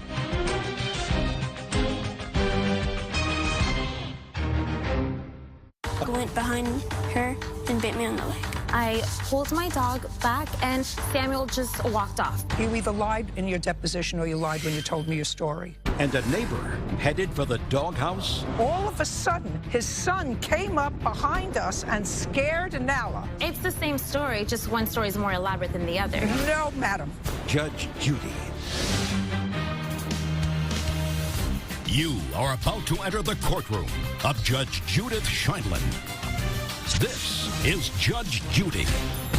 Alberto Nunez is suing Lourdes Rodriguez and her husband Joe Rivera for damages after the couple's dog bit his 10-year-old son. Order. All rise.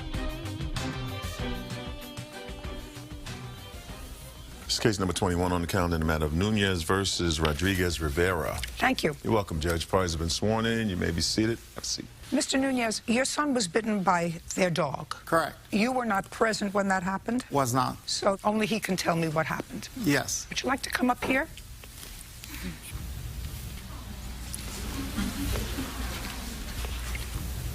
Tell me your first name. Samuel. Do you remember when this happened? I think it was in December. In December? Yes. Great. Tell me from where? School. You were walking by yourself? Yes. And tell me what happened with the dog. I was walking home from school and across the street, and a lady was coming up towards me with the dog and baby stroller. And so she had a baby stroller. That was this lady here? Yes. Mm-hmm. And while I was getting closer, the dog was like jumping around and making growling noises, and she was saying, "Don't do it" to the dog. And while She said, "Don't do it"? Yes. Was she holding on to the leash? Yeah, she had the leash on her hand while she was holding on to the string. I'm sorry, Your Honor, that is false. Just a second, don't interrupt. Okay. Go ahead. And while I passed her, the dog went around and behind her and bit me on the leg. Okay, and what did you do? Did you go home? Yes. Did the lady say anything to you? No. Did you say anything to the lady? No. Did you say your dog bit me? No. How did you find her if you hadn't said anything to her? It was my dad. Your dad found her? Yes. Okay. Did you go to the doctor? Yes. And you had to get a shot? Yes, ma'am. Tell me where they gave you the shot. On both arms and both legs. And did you have to go back for shots more than once or just once?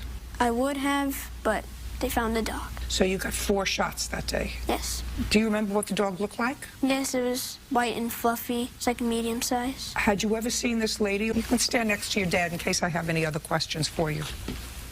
Mr. Nunez. Yes. How did you find Miss Rodriguez? The next day after, there was another incident, and then that individual we had spoken to that was in search of that dog also realized that it was the exact same dog that had bitten him. We received a phone call that following day on December 9th, and she informed us of it. Who called you? The individual from the Pflugerville Police Department made the phone call to me that next day. That they had believed... They did find that dog due to the fact of another individual being bitten. By that dog? By the same dog, yes. On what date was the other individual? That was on December 9th, in which that second incident occurred. And the incident involving your son was on the 8th? On the 8th, the day before.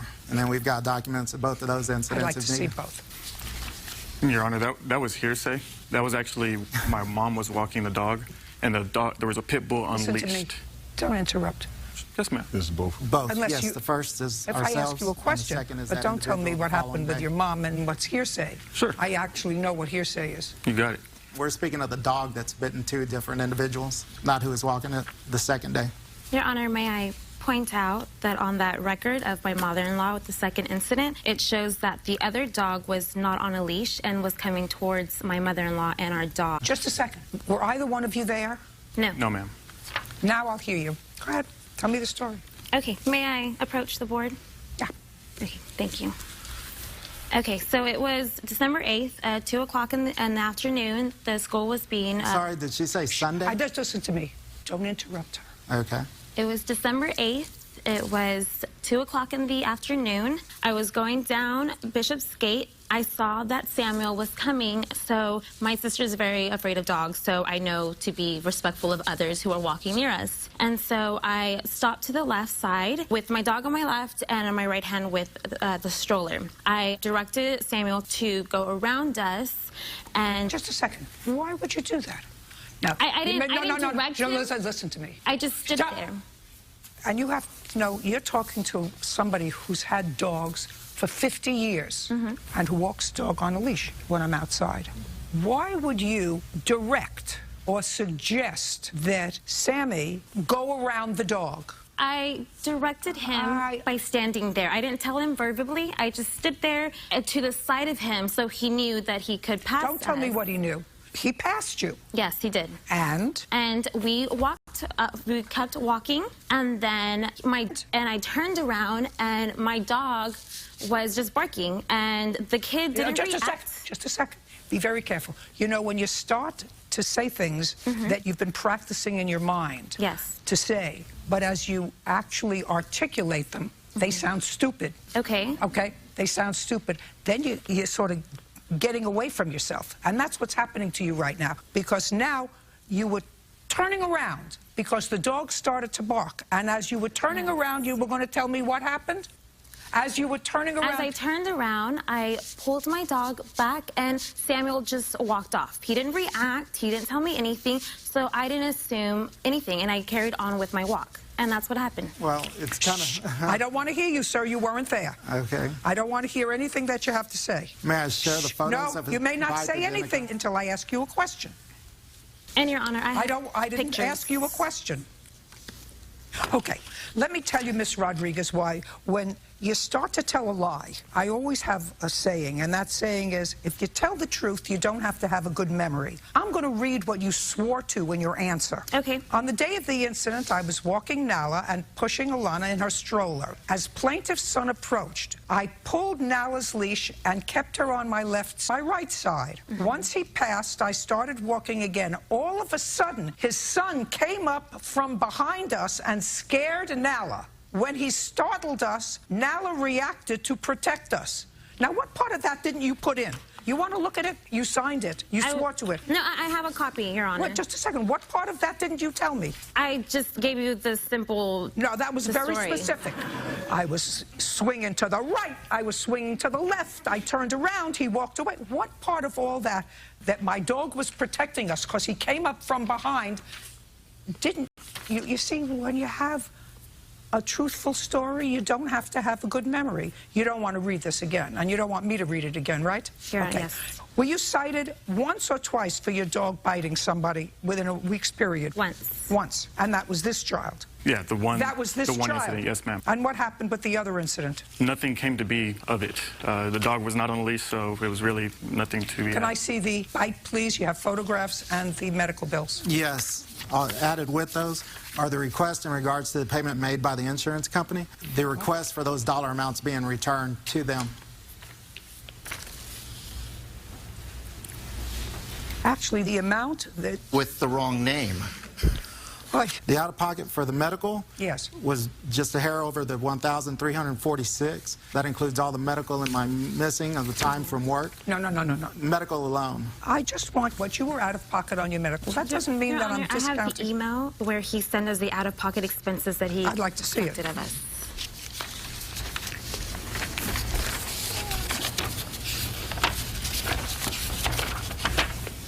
Here's a copy of the two medical records. Just a second.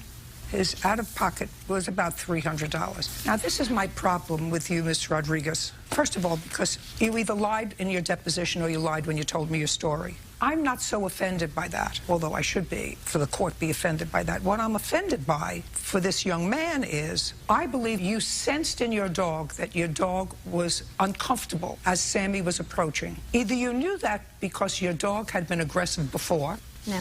Or you knew that because your dog, at that moment, was agitated. Now, how long have you had the dog? 5 years.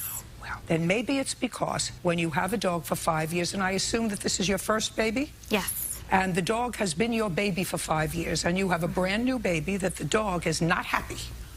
Been there, done that. And the dog's personality changes. The dog's personality changes because the dog is jealous of the signs of that change of behavior since your new baby came home. Whatever it is, when Sammy passed, Sammy did not come back in an aggressive way. Sammy did not double back to a barking dog. That's not the kind of child this is. And if you sense that your dog was agitated, you cross the street. You don't direct the child to walk around you. You get your baby buggy and your dog and you move them out of harm's way. I understand. Well, I'm glad you understand. I'm glad you understand. Do you still have the dog? Yes, I do. Well, you just be careful of that baby. I'm just telling you. Oh, I have pictures here of my dog and the baby, and she absolutely loves... Do you know how many pictures I've seen? Well, I just like to say that my dog's not a dangerous dog. Your dog bit the child for no reason. I disagree. There was a reason. Listen, so far your wife hasn't given me a reason. She's given 2 different stories, but not one reason. It's the same story, just one story is more elaborate than the other. No, madam. There are 2 different stories, 2 entirely different stories. And fortunately, this is on tape, so the 10 million people who are going to watch this case will see that you told 2 distinct stories, but neither one of them suggest that this child did anything wrong. True stories are on the document. I didn't ask you anything, do I? Judge Judy continues in a moment.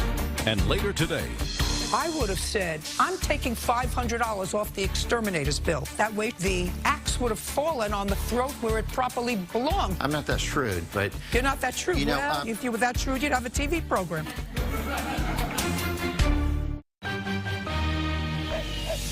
real cases, real people. Judge Judy.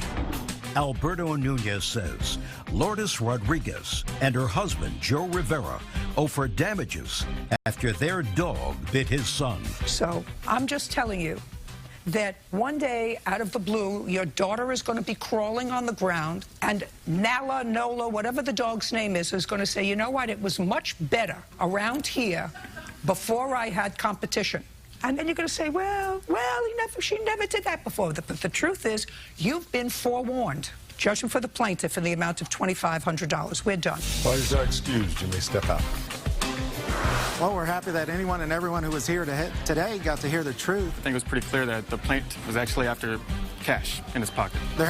That's insulting. I think it just comes down to how much money you want in your pocket. And I mean, individuals who step away from their responsibilities. Do you want to make it for profit, or do you want to make, you know, it just depends what you want to make of it. Just do the right thing. And now, the next case. All parties in the matter of Fusick versus Milner step forward. Barbara Fusick is suing her neighbor Robert Milner for an insurance deductible as a result of a fence falling on her car. How long, Ms. Fusick, have you and the defendant been neighbors? Probably 6 or 7 years. Is that right, sir? No, like 13 years. That you've been neighbors? Yes. So, Mr. Milner, I'm going to start with you. Okay. You had to have your house fumigated. Yes. And when you had your house fumigated, the company that you hired tented your house. Yes. But the company that you hired did something that was somehow negligent. And as a result of that, two things happened. A fence was damaged that separated your property, and when this tent flopped on the fence hit her car, and her car was damaged. Miss Fusick had insurance, and her car insurance paid to fix your car, with the exception of a $500 deductible. That's correct, Your Honor. And that's what she is suing for. That's correct, Your Honor. That's what the case is about. The ball is in your court. You explain to me why you think that you're not responsible to pay her $500 deductible. Well, to start off, it's to make it fall over. They told me this themselves. They put the fence back up. I believe they told me they gave her a business card, and instead of calling me and telling me they couldn't do that, they went ahead and unscrewed these pieces. You hired this company. Yes, I did. And the company that you hired Yes. was on your property. Yes. Doing work for you when the damage occurred to her car. Yes. I wasn't there at the time, but... well, that doesn't make any difference, whether you were there at the time or not. Judge Judy continues in a moment.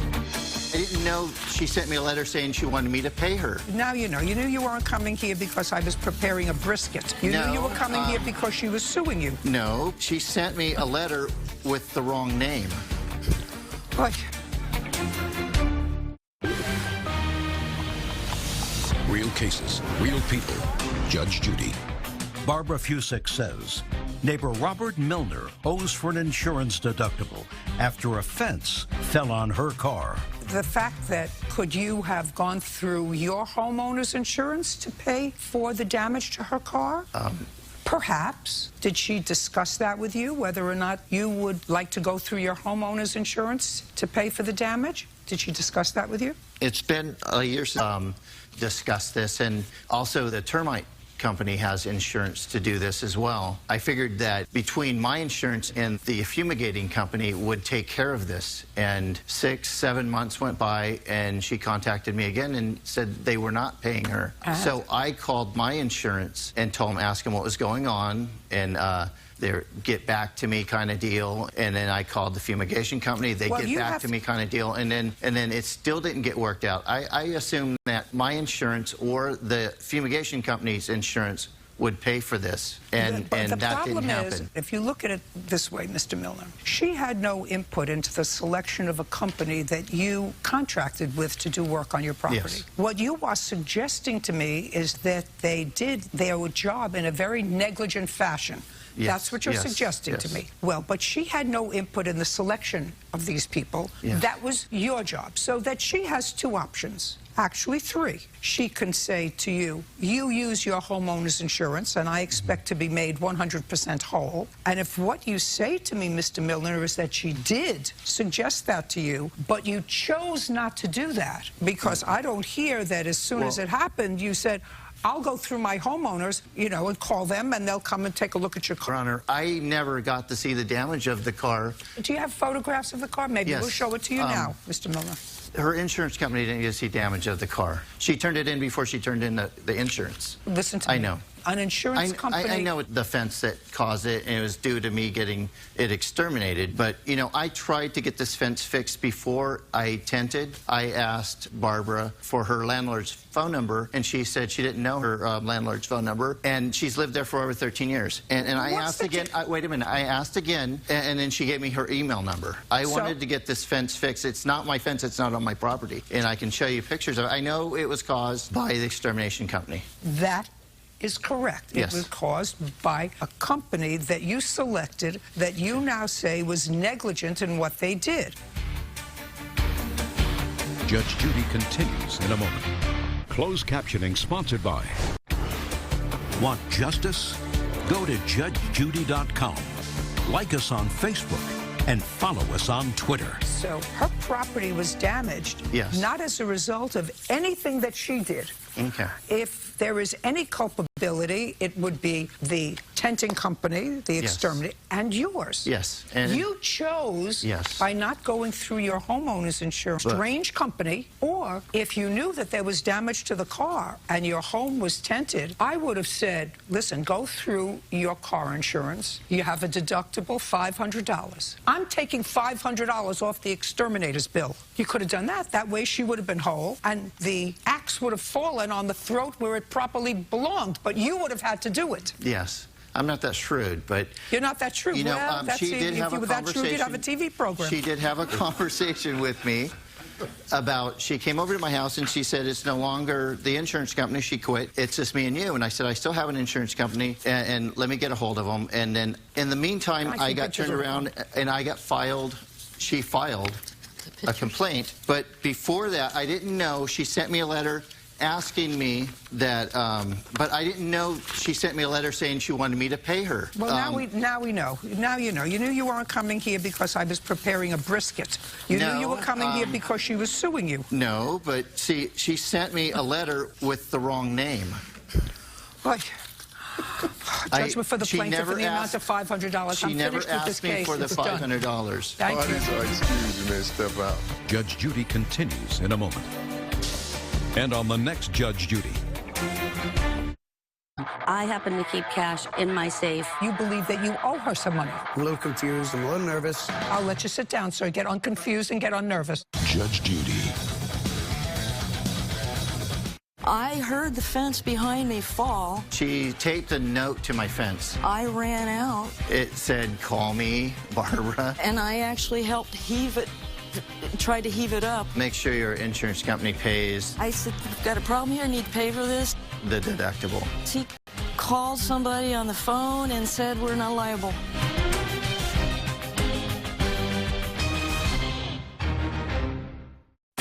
A big Rottweiler, once it becomes testy, you don't want to have it around anymore. A new home for a problem dog. You were selling a Rottweiler, She had become disobedient toward my wife. a little aggressive. Yes. And the buyer The defendant comes to you and says, I'll give you $300 for the dog. kept in the dark. Did he explain to you he was selling the dog because it had become aggressive? No, not like that. I couldn't even get in contact with him anymore. Judge Judy. You are about to enter the courtroom of Judge Judith Scheindlin. This is Judge Judy. Philip Taylor is suing Dwayne Gray for the value of 2 Rottweilers.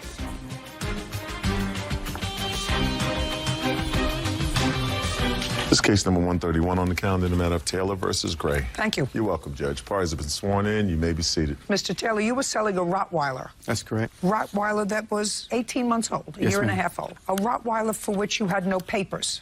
Correct. Who did you buy the dog from? I bought the dog from one of my wife's classmates. And he had no papers for that dog because the one or both of the parents didn't have papers, were not registered with the American Kennel Club. That's correct. Okay, so you have actually no idea whether they're purebred Rottweilers or not because there are no papers to prove that. Correct. Good. So did you buy the dog as a puppy? Yes. Why were you selling it? I was selling Ebony because, Don't look over there. okay, Why were you selling?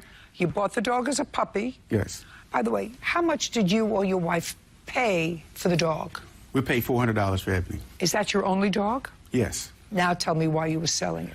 We were selling Ebony because she had become disobedient toward my wife. A little aggressive. Yes. So you were selling an aggressive dog.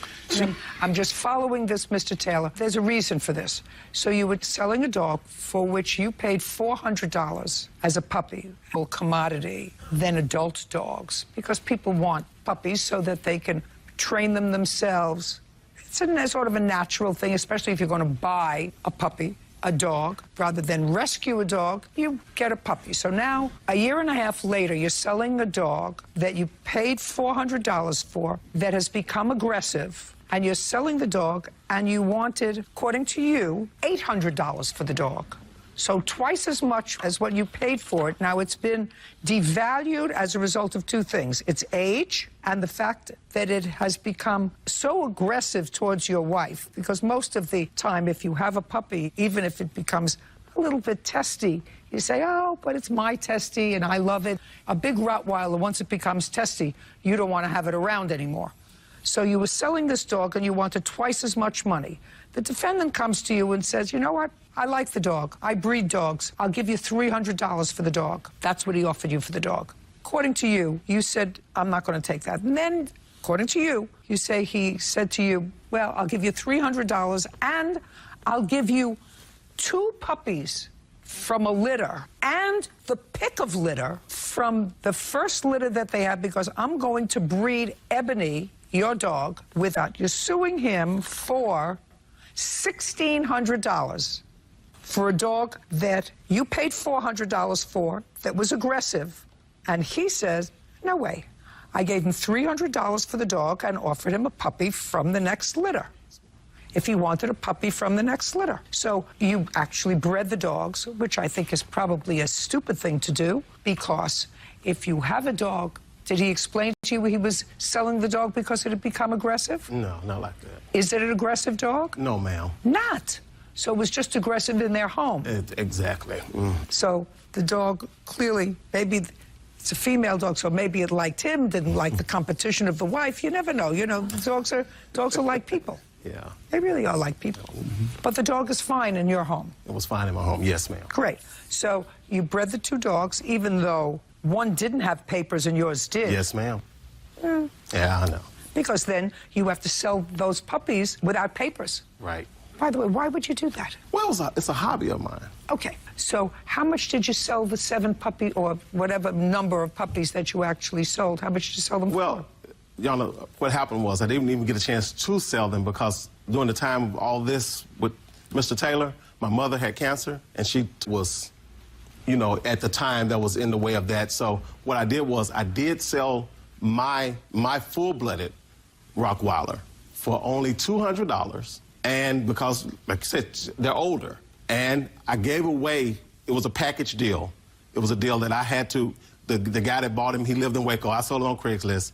And after that, he took, and I'm like, he knew what was going on with me. So he took the dogs to his home.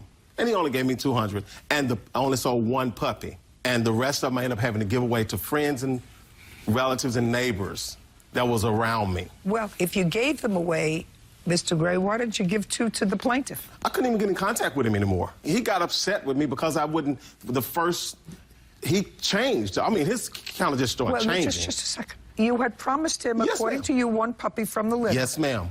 When was the litter born? The litter was born in January. And when did you notify him that the litter was? In January. We stayed in contact with each other. I never went away from him, anything like that. So you notified him in January? Yes, ma'am. Okay. And I want you to tell me what you offered him in January. In February, because they were still going.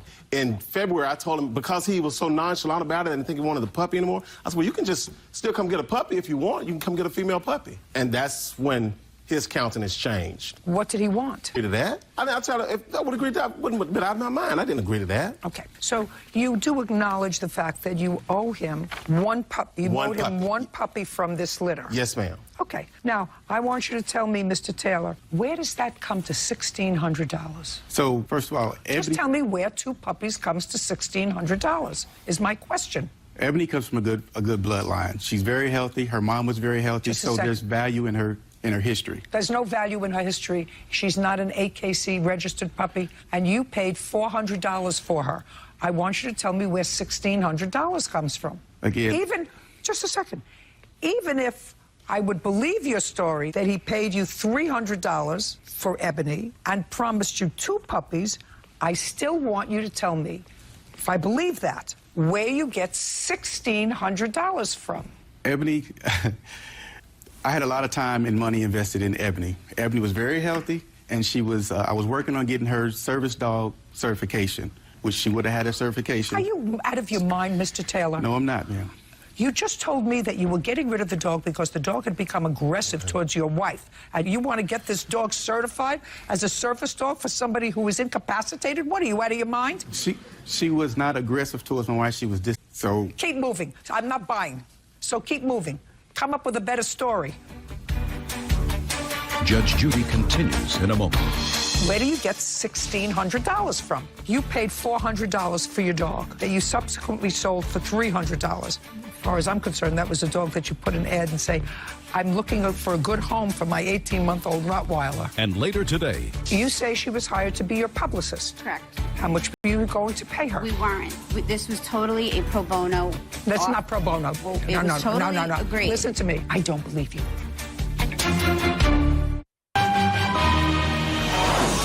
real cases, real people. Judge Judy. Philip Taylor says Dwayne Gray owes for the value of 2 Rottweiler puppies. Now, where do you get $1,600 from?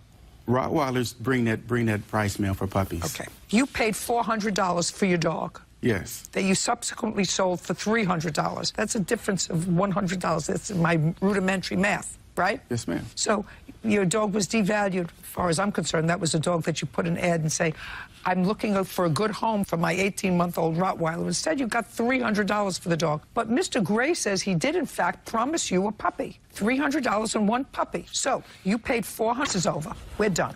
Parties are excused. You may step out. This is a fair one. It was not a fair one. Guess he had buyer's, selling remorse or something. I had buyer's remorse when I figured out that he was not going to honor the original agreement. Get it in writing. Get it in writing. Like the shyster said, get everything in writing. And now, the next case. All parties in the matter of Bashir versus Fischetti, step forward. Julianne Bashir is suing her former business associate, Christine Fischetti, for unpaid wages, harassment, and for ruining her business. A little confusing, so I'm going to try to see if I get it right. The defendant hired you to do some work for her on a magazine? Yes, Your Honor. On a magazine that she was creating? Well, it originally started that she was... I'm talking about at the beginning. She hired you to work on a magazine? No, not in the start. The magazine was not in the equation from the beginning. I was hired to do flyers and promotional social work for Mrs. Fischetti. Flyers and promotional social work for what? Her management company. She managed artists, and it was to basically talk about what her service was, what she offered, what she did. Okay. So far, is that correct? So far, So far. And then it morphed into something else? Yes. It morphed into this in the work that she did? Yes. No. Publicist. She offered to be my publicist. Okay. Were you intending to create a magazine? She offered to make a magazine. No. I wasn't intending, no. So you had no intention of doing a magazine. So you hired her just to be a publicist for the work that you do. You manage artists. Correct. What kind of artists?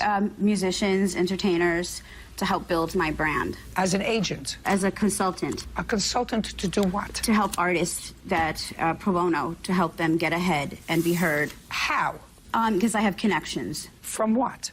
From the movie industry, the music industry, the radio, FM radio. How many clients do you have?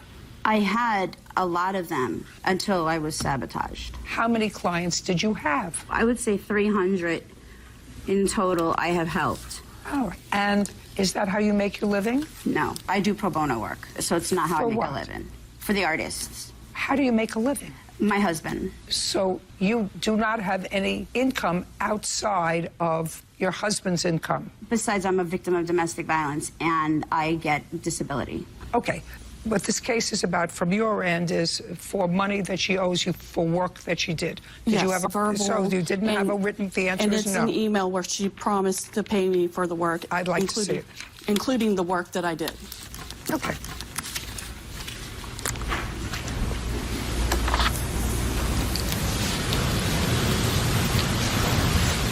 Well, but this doesn't say how much. This doesn't say when. There's no indication here. So this is not a contract. Well, no, because I trusted what she was saying. So listen, a contract need not be in writing. A contract can be oral. Okay. But a contract has to have its terms with specificity if you wish to have it enforced. Now I would like to know what and when and what were the terms of your alleged oral contract. Okay. She presented herself to me as a company That means she was a registered company, okay? She also presented herself as being trademarked. I don't care how she presented herself. That's your perception. I want to know what the contract was. The agreement was that she would pay me for the marketing material that I did for her and her signed artist that she told me she had, which I did. How much? $60 a flyer. And how many flyers did you do? There's about 10 or 11. This is court. 10 or 11. Well, 10 or 11 is not an answer. 10. So that's $600. Did she pay you any of this? Just a second. That's the work you're talking about. Yes. Okay. You say she was hired to be your publicist. Correct. How much were you going to pay her? We weren't. This was totally a pro bono. That's not pro bono. Well, No. Agreed. Listen to me. Listen to me. From the beginning. Listen to me. I don't believe you. Okay. I don't believe you. Well, if I'm not making any money, how would I pay her? Just a second. That would be your problem. If she reached out to you and she's a stranger, and you may have this interest in the music industry and don't have to be employed because somebody else supports, because your husband supports you and you get disability, that has nothing to do with her. So if you tell me, if you want me to believe... I do, Your Honor. Do you? Then you owe her $600. I don't believe you. Judge Judy continues in a moment. She's on there with a group of people telling them about how I'm wanted by the FBI for identity theft. Where did you get that information? I have no idea who wrote that. I do know that my emails were looped back and forth to her own... Listen, I'm not listening to you. Real cases, real people. Judge Judy. Julianne Bashir says former business associate Christine Fischetti owes for unpaid wages, harassment, and for ruining her business. Christine is countersuing for identity theft and... That takes care of that part of your lawsuit, yes, correct? Yeah. Great. Maliciously ruining a business and punitive damages for harassment and threats to the family. All right. Did you ever file for a protective order against her? Yes, I did. I'd like to see a copy of that.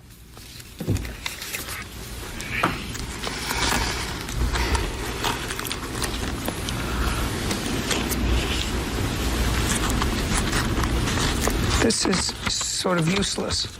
Did you have a hearing? Every time I went, she hadn't been served for whatever reason. Okay. Would you return this to her, please? Now I want you to tell me about the malicious ruining of your business. What business? I started a magazine on my own well after I had quit talking to Mrs. Fischetti. From there, a magazine about what? Indie artists, whether it be producers, actresses, songwriters, musicians. Okay. You know. This started around the end of last year, the beginning of this year. Yes. In the year 2014, what kind of work did you do? I did PR work for my father, for his race team. What kind of race team? What they call the Dirt Series. Car racing? Yes. So you had no prior nexus to the music industry until you met the defendant? Yes. You had no prior knowledge of anything until you met her? Okay, I'm just getting it. Mm-hmm. Now I want you to tell me how she maliciously maligned your business, the magazine that you created. Okay, the magazine that I started, she would reach out to people and tell them things that were not true about me, that right. I was fake. You can't say that. That's hearsay. Yeah. Okay, then anything she would else? post on social media. Okay, we'll take a look and see what she posted on social media. Did she say on social media that you stole her ideas? No, it was more character assassination. I'd like to see it. There was no moral lines. Just a second. I'll see it. What is this? It's where she's on there with a group of people telling them about how I'm wanted by the FBI for identity theft. She's encouraging them all to go after me because I'm conning everybody on the internet, that I'm not, all those pictures on the internet are not me, even down to I'm a terrorist, and that I've been under an investigation by the FBI for I don't even know how long. Where did you get that information? I have no idea who wrote that. I do know that my account was hacked. My emails were looped back and forth to her own. I'm not listening to you right now. Right now, we're not finished with her. She owes you $600 for your work. Now, because that's what you promised to pay her. Now I'm going to deal with you quick counters for harassment and bullying. By the way, I actually think that it's, you know, there's nothing illegal, Ms. Bashir, in working for somebody and then stealing their idea. but it's certainly tacky, which is exactly what you did. You took the information that you got while you were working with her and you said, gee, that's a really good idea. I can take that and put it in a magazine, which is the reason that she's annoyed. But I don't know why you're annoyed, because according to you, you do this pro bono, because you're on disability, so you can't make any money, and your husband supports you. So I don't know why you're getting hysterical. Because, Your Honor, she's not doing it for the right reason. She's not getting artists to the door, to where they need to be. She's taking their money. Listen, you're not the world's mommy. Judge Judy continues in a moment. Closed captioning sponsored by. Want justice?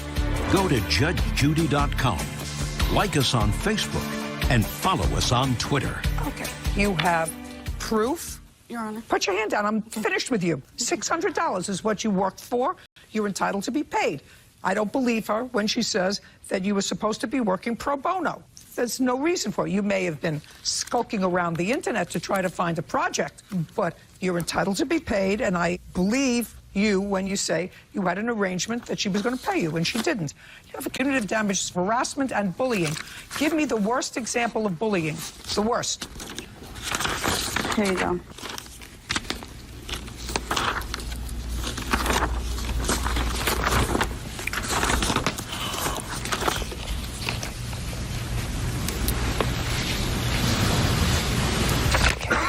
Judgment for the plaintiff in the amount of $600. The counterclaim's dismissed. We're done. All you are excused. You may step out. Judge Judy continues in a moment. And on the next Judge Judy. Julian Bashir stole all of my ideas. She lied about everything. She never worked with artists before until she came into my world. She's never worked in the entertainment industry either, so I don't know how I would be getting anything from her. She's defaming me. She's posted everywhere that me and my family are terrorists. Leave me alone. The biggest mistake. It was the biggest mistake I ever made, meeting someone on LinkedIn and trusting them. There's no limits to where she wouldn't go.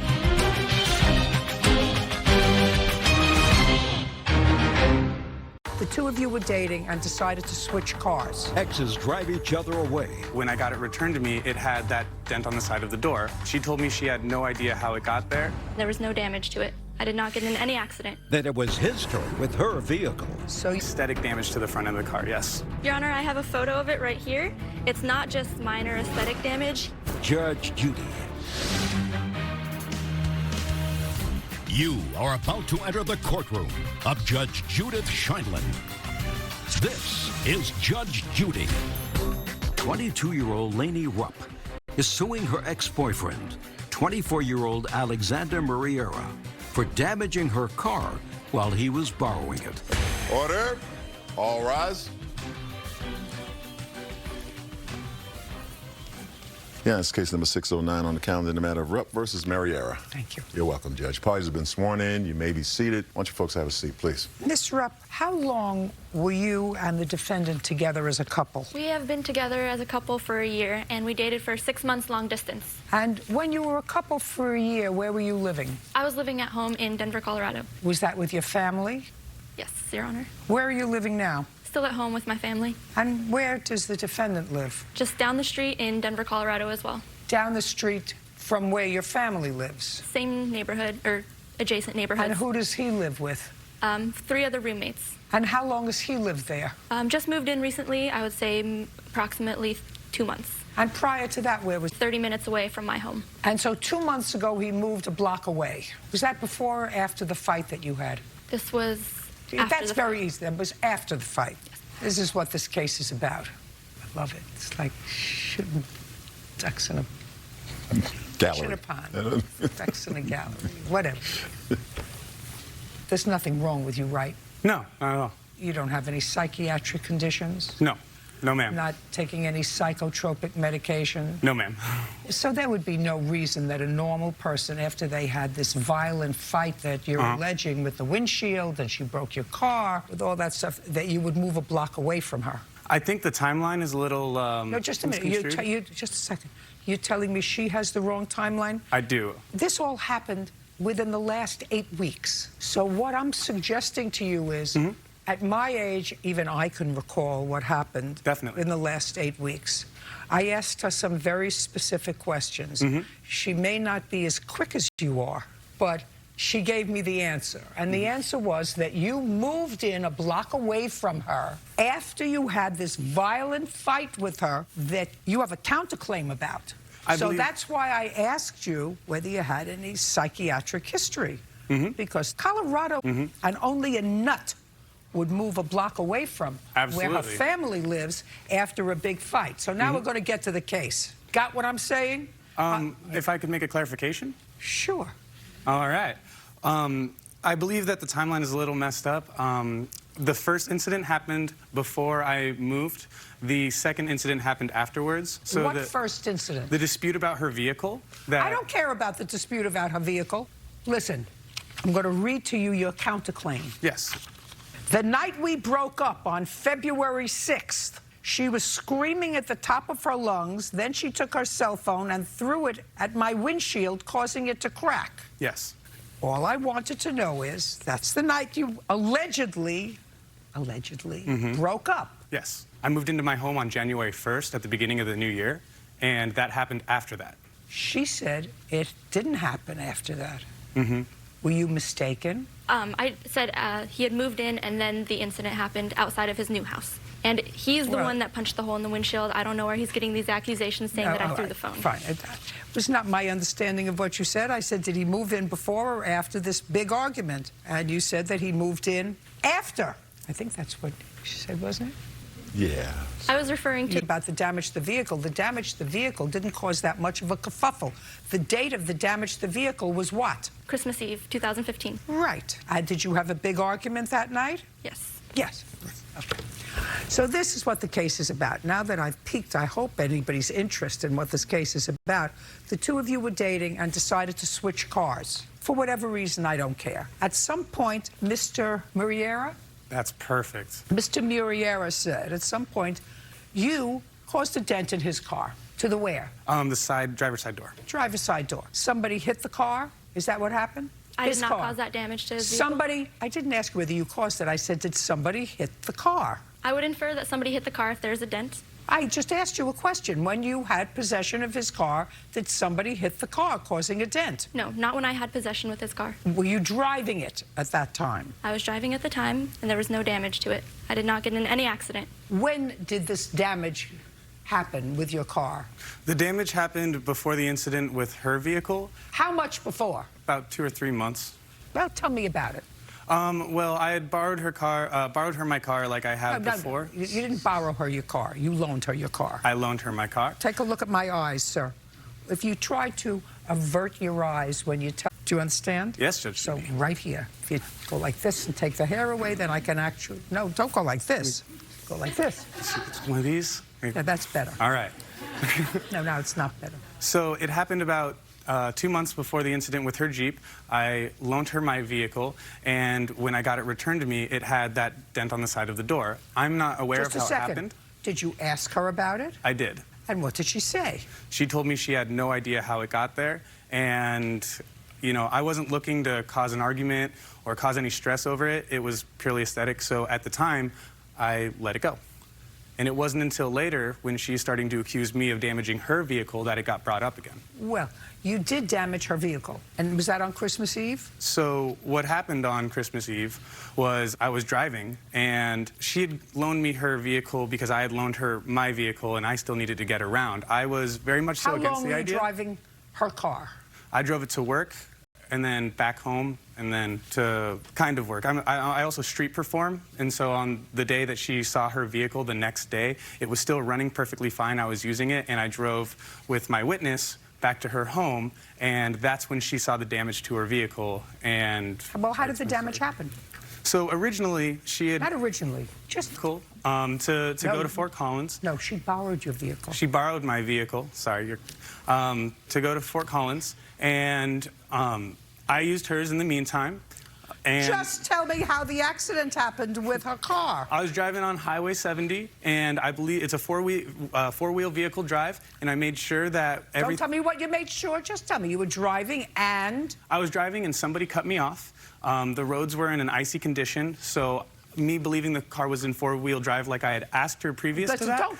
Listen to me. I know the script that you have in here and that you have in your own head. You're going to tell me what I need to know is what you're telling me. You were driving the car. I was driving the car. And you spun out of control. Somebody cut me off, and I had to try and avoid them to avoid damage to her vehicle, avoid damage to me. You tried to avoid them, and? I tried to avoid them, and the vehicle spun out of control.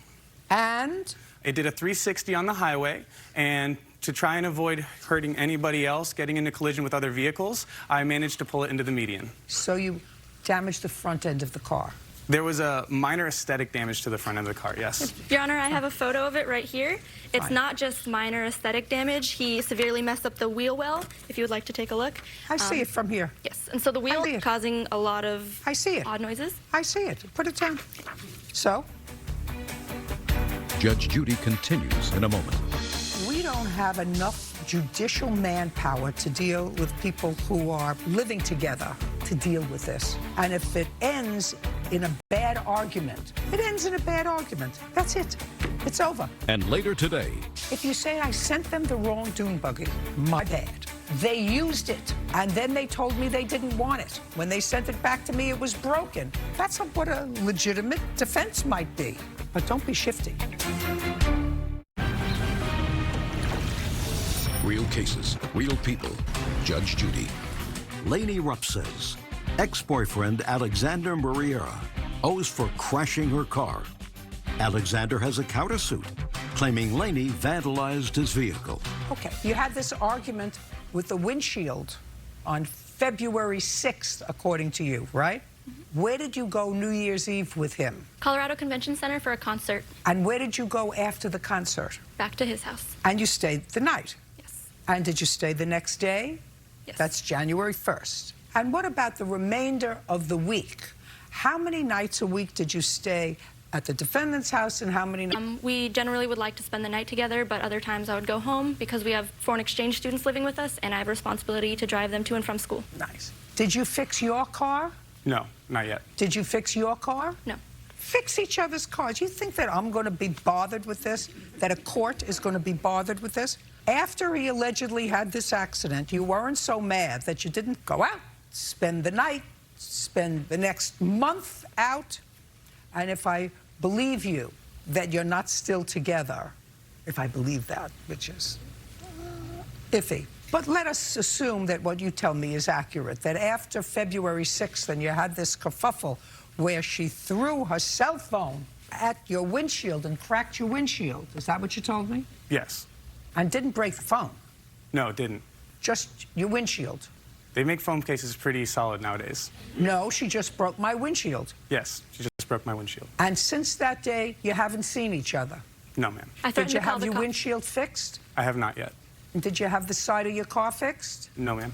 And she didn't have her car fixed, right? You didn't have your car fixed. I suggest you both have your cars fixed, and since neither of you had collision insurance, you're going to have to pay for it yourself. You were a couple. You were dating. Two of you decided to switch cars. You're each responsible for what happened with his car. And if you want some insurance company to be responsible for your cars, you get collision insurance. I don't believe I'm responsible insurance-wise for the damage to my vehicle because it wasn't being loaned to her. She was not driving the vehicle.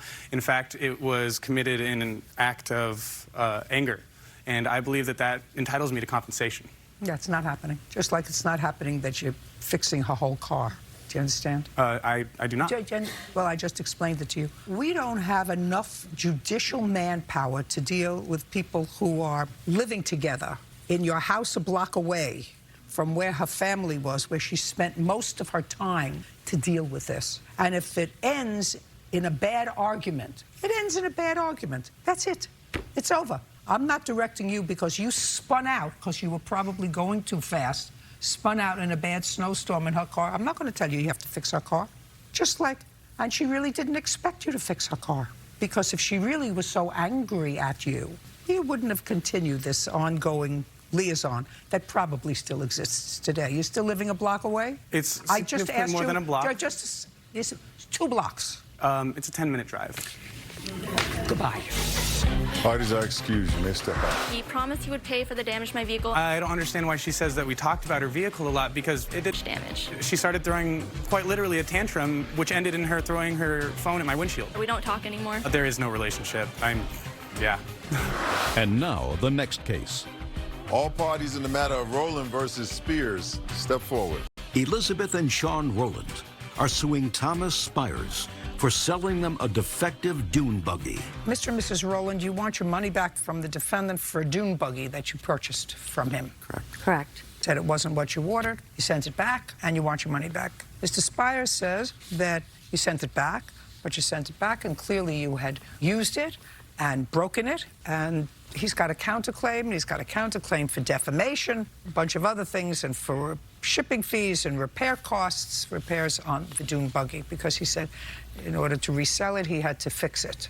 Is that your business, sir, dune buggies, or are you just an intermediary? No, we're an online company, at e-commerce, so we sell buggies and dirt bikes and scooters and ATVs and ship all over the United States. But you don't actually have a store. No, I have a store. Okay. I have two stores. So the dune buggy that the Rowlands purchased from you was in your store? A floor model, yes. Then I was confused. Sir says, the plaintiff contacted me and showed interest in buying an all-terrain buggy from me. I agreed to find them what they were looking for. That's what you said. Yes, ma'am. Well, that's different from I have that in my store, and it's a floor model. Do you understand? No, I understand. So you understand my confusion. Judge Judy continues in a moment. Is the color, you're looking confused at me. I'm speaking English. English is your primary language, right? Is the color the only difference? Don't look at me confused. I've seen that confused look on a lot of people who lie to me. Real cases, real people. Judge Judy. Elizabeth and Sean Rowland claim Thomas Spires defrauded them over the sale of a dune buggy. Thomas is countersuing for shipping fees, repair costs, and slander. Okay, I want to see the correspondence where the defendant either told you that he had a floor model of exactly what you were looking for. He was never forced. Or that he said, I agreed to find them what they were looking for. And you can look for your emails, too. We had a phone conversation, Your Honor, not an email. Is that correct? Yes. Originally, when we contacted Mr. Spears, we told him that we had seen what from him. I did let him know that I was a little leery about doing such a large purchase online. I also asked him briefly, you know, I was kind of confused. I said, does it come assembled? Shh. Okay. Tell me what this means. Elizabeth, I found the buggy. It got shipped to Kansas. What does that mean, sir? Well, during December, we were shipping so many units. We ship out 30, 40 units a day. So mistakes happen. And so their buggy was going to another place, and another buggy went another place. So is what you're telling me that they were shipped a different buggy from the one that they wanted because there was a mistake? That's either a yes or a no? No, we had a phone conversation. That's either yes or a no. Were they shipped a different one?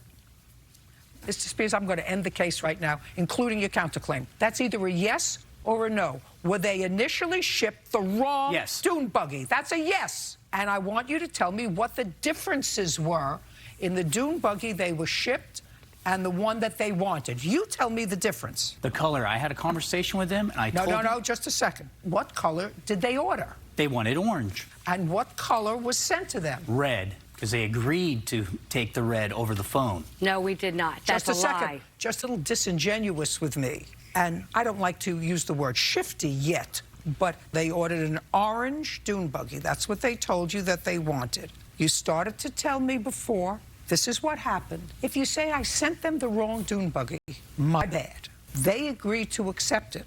They used it. And then they told me they didn't want it. We never used it. Shh. And then they sent it back to me. When they sent it back to me, it was broken. That's what a legitimate defense might be. But don't be shifty. You sent them something that they didn't order. And how much were you spending? $4,920.94. If I was spending $5 grand on a big ticket item, this is the color I wanted. Is the color the only difference in the dune buggy that they ordered and the dune buggy that you sent to them? No. Shh. I'm asking him, is the color... You're looking confused at me. I'm speaking English. English is your primary language, right? And I'm hard of hearing, so don't go like this to me because I don't feel sorry for you. I'm the one that's hard of hearing. Judge Judy continues in a moment. Closed captioning sponsored by... Are you the victim of a scam? Go to judgejudy.com. Like us on Facebook and follow us on Twitter. Only difference in the dune buggy that you sent to them and the dune buggy that they ordered. No. What were the other differences? The two side panels. So, in addition to the two side panels and the color, were there any other differences? No, ma'am. Yes, there were, because you started out by telling me a floor model. So what happened was you don't look at me confused. I've seen that confused look on a lot of people who lie to me. You sent their orange one, if you ever had one, to somebody else, if I believe that. But you had a red one that was a floor model. Show me anywhere where you ever said to them you were sending them a floor model. I don't have anything in that, Your Honor. And you now have the dune buggy back. Correct. Great. $4,920.94. $20.94. Judgment for the plaintiff. Your counterclaim's dismissed. We're done. Excuse, you may step out. Judge Judy continues in a moment. And on the next Judge Judy. Some get clever. What's the story? I'm sticking to it. Liar, liar, pants on fire. Others get hostile. I want to tell you what happened. Judge Judy gets the last word. They don't keep me here because I'm gorgeous. They keep me here because I'm smart. Sent them a settlement letter stating that I'll give them $4,500 and call it a day. They wanted to take it to court to get the extra $400. I paid $4,920.94, not $4,500. Have people sign affidavits with the driver. That way we don't have any problems further. I knew that she would see him for the person he was, which is a liar. Drivers parked side by side. Did your car door hit her car? It touched it. I would have been very annoyed. Then they went toe-to-toe. She proceeded to put her hand on my throat to choke me. She reached out and just started putting her hands on my neck. You'll see in the video if it hasn't been altered. And after the police viewed this, they took you into custody. Yes, ma'am. Judge Judy. You are about to enter the courtroom of Judge Judith Scheindlin. This is Judge Judy. Lori Hanson is suing Georgette Davenport for medical bills and property damage due to an assault. Order. All rise. That's case number 95 on the calendar, the matter of Hanson versus Davenport. Thank you. You're welcome, Judge. Parties have been sworn in. You may be seated. Gentlemen, have a seat. You were parked in a parking lot, and an altercation ensued between the two of you. It is your claim that the defendant assaulted you during the course of that altercation. Fortunately, we have, I see, the screen up so that there must have been surveillance. Yes. Am I correct that you were sitting in your car when she pulled up? Yes. And a reading of the complaint and answer suggests that she pulled up close to your car. Correct. And when she got out of her car door hit your car. Yes. How many times?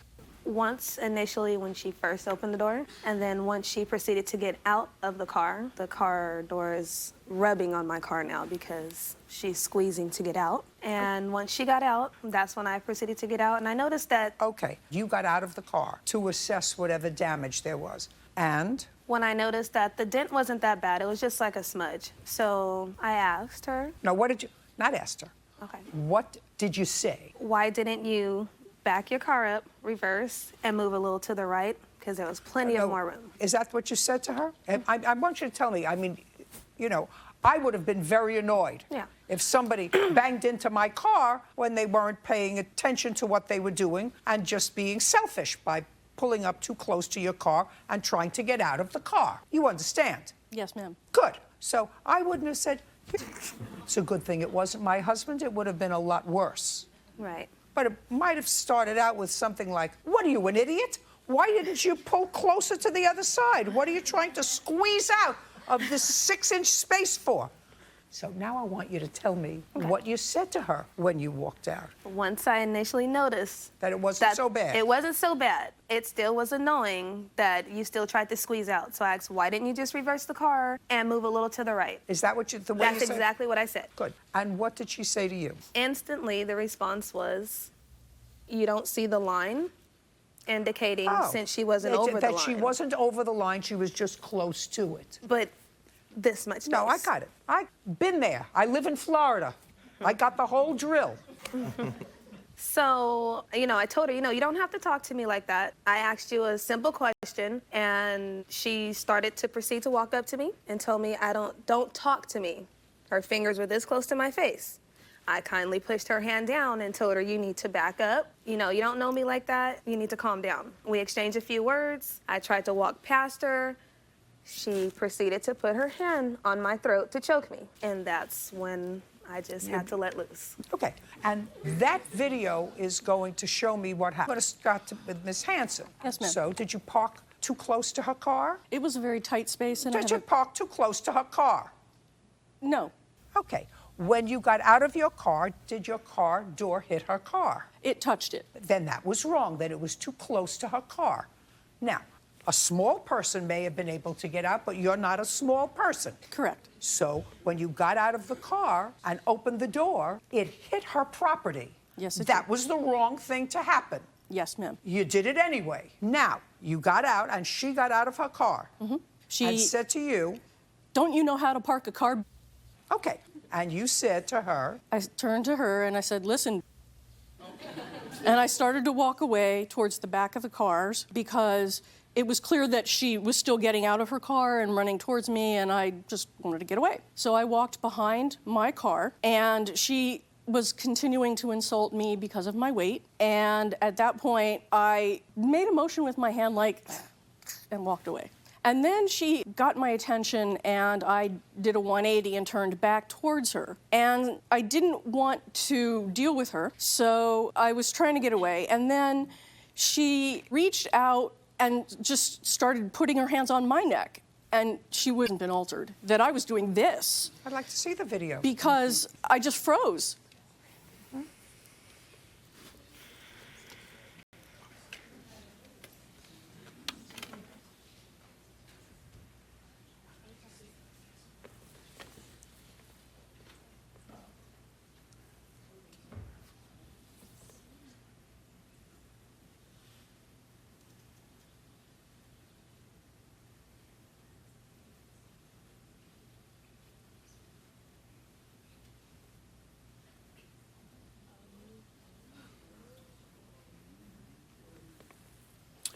Bird, I'm going to get down off the bench, and I want you to start I have that over photos of my again. bruises, and I also was knocked twice in the face to the ground, flat on my back. Listen, I have eyes.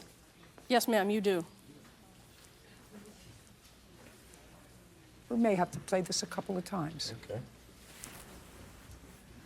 Which car is the... I'm the white car. Okay.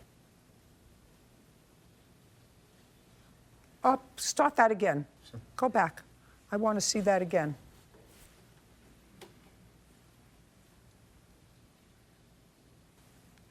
Well, what I see is the person in white, that's you, right? Yes, ma'am. Hit her first. No, ma'am, she actually was strangling me. That's not what I see. Sorry. Sorry, I don't see her strangling you. That's on the because side. I don't see her strangling you on the side. The video. Yeah. I mean, that is the angle of the camera that doesn't show it, but I can tell you that her fingers are long and slim and very soft and cold because they were around my neck. What I saw. I understand that. I understand. But I now, don't know what I experienced. I know what you experienced. And the police also viewed this. Is that correct? I believe so, yes. Yes. And after the police viewed this, they took you into custody. Yes, ma'am. Not her. Yes, ma'am. Listen, we have anything else? I have a police report. I'd like to see it. I have the police report. I have medical records. I'm not interested in your medical records. We're not there. What's the difference if there are medical records? If you have medical records, if it was your fault. She broke my phone. She knocked it out of my hands. Just a second. Just a second. We'll get to the phone in a second because that's maybe the only thing. She knocked it out of my hands.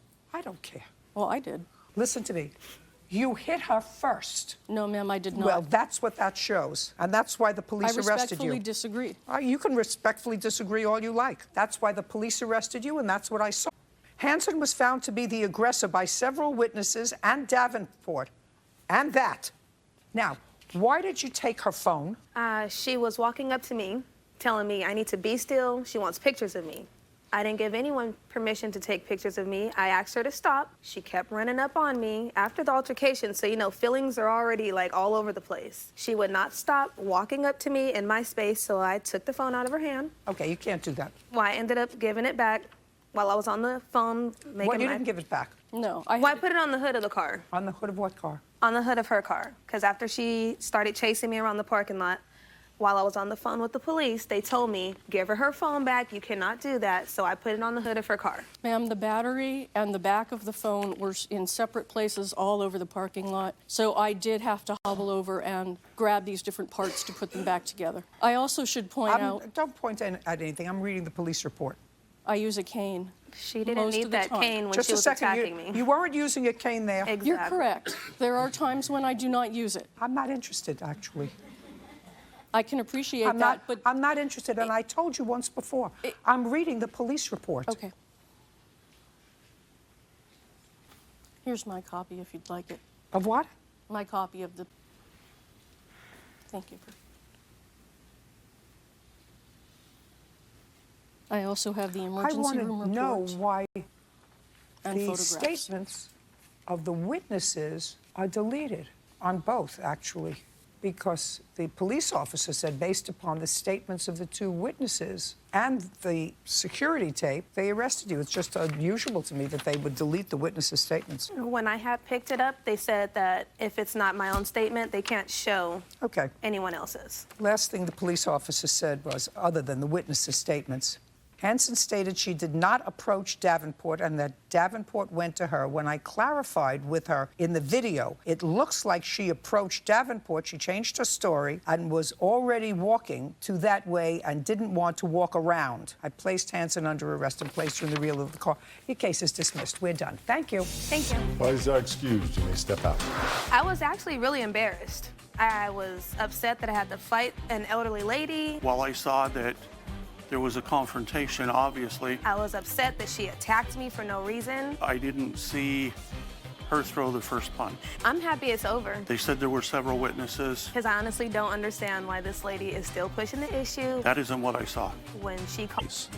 All parties in the matter of Massey versus Carter, step forward. Jean Massey is suing her former landlord, Teresa Carter, for the return of rent and for filing false criminal charges. How did you know the defendant? She worked at a daycare that my children attend. Her daughter owns the daycare. Okay, so she worked for her daughter. Yes. You were being evicted from your last residence or had to relocate very quickly. Miss Carter agreed to let you and your children, you have 3 children? Yes. Move into her home. She called me and offered me to move in. Yes, ma'am. And that you would pay rent. Yes, ma'am. When did you move into the house? I placed my belongings in her garage on February 27th. I had 2 dressers and a large TV that had actually been taken upstairs to the rooms, but the rest of my stuff was placed in the garage. So some stuff was already in the room. How many rooms were you renting? 2. And what was the rent? The initial offer was for $500, but shortly after it was $600, and that wasn't a far jump, so I agreed. When did you give her the $600? I gave her $694 the day before, February 26th, and that's when she had given me the keys. When did you physically go into the house? February 27th. Okay, this is what happened.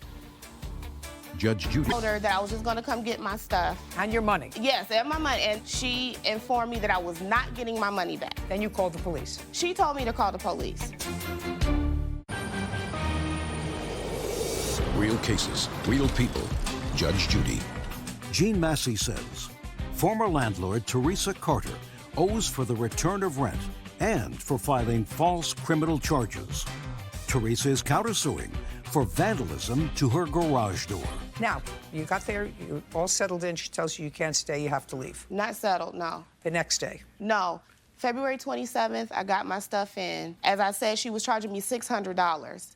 I had already had 2 money orders which equaled out to be $694 because I was leaving the old place. So instead of giving that money to the prior landlord, I gave it to Miss Carter. So that's why it was $94 over. Just a second. How much money did you receive from Miss Massey? $694. Okay, go. So as I'm getting things into the garage, she calls me upstairs. In my mind, I'm thinking maybe... Don't tell me what you're thinking. She called you upstairs. She calls me upstairs. You can't stay here. And so she decided that I should have been paying half of utilities and a security deposit. So I said, well, Miss Carter, let me drop this truck off. I'll work something out. Right. So I was going to really try to, you know, come up with an extra couple of $100 a month, whatever. So I left to take the truck back. I had to go to the old place that I was living in. I had to clean that up so it wouldn't be any mess in there. Had to get my kids situated. So from the time I left, maybe about an hour later, 3 or 4 phone calls kept coming to my phone. Well, I'll let you stay for a month because you already paid. I said to Miss Carter, that's not gonna work because I need to save up money and time to find a new place. You know, you already have my money. So, well, I'll call you back, I'll work something out. So then she called me back and she said, well, we'll just do a month to month. So she called you back and she said, we'll do a month to month? Yes. And you said, no, that's not going to work. What were you thinking that you would do? What do you mean, Judge? Well, if she said, you're here already, you can stay for the month because you've already paid your rent. Well, I just wanted her to understand that I needed some time to save up some more money. Well, just a second. I don't understand what that means. Does that mean that when you moved into her house and you gave her the $694 for rent for the month, you didn't intend to pay her any more money? No, I was going to pay her some more money once the new month occurred. Okay, so what So it would have been March. So what you didn't want to pay her was a deposit. No, I had no pay because she already changed her mind once. It can't be a deposit and rent. Either the $694 was security deposit or the $694 was rent. What was it in your mind? It was rent. It was rent. And what was it in your mind? It was rent, ma'am. I did not even charge her a deposit. Oh, great. Terrific. And what was the last phone call you had with her or contact on the 27th? So then she said, well, we gonna work something out. We'll see how it goes. It kept going back and forth between the month and the month to month. I decided at that point, I'm just not gonna go ahead with it. It was too confused. It was trouble already. Okay, got it. And at some point, the police were called. Well, I called and told her that I was just gonna come get my stuff and that— And your money. Yes, and my money, and that I'll go get a hotel. She informed me that I was not getting my money back. Right. Then you called the police. She told me to call the police. Great. Judge Judy continues in a moment. You weren't arrested as a result of No, this. I'm on felony. I would have went to jail. I'm on probation. What I'm asking you is, you weren't arrested as a result of No. this. Tell me what happened as a result of her filing this warrant application. Real cases, real people. Judge Judy. Jean Massey says former landlord Teresa Carter owes for the return of rent. Teresa is countersuing for vandalism to her garage door. Now, the police arrived, and this was on the 27th. Yes. And I've read the complaint clearly, and I've read your answer. Yes, ma'am. The complaint states that in front of a police officer, Miss Carter, you signed a note that you would return her rent. I did, ma'am. Good. I'd like to see that note.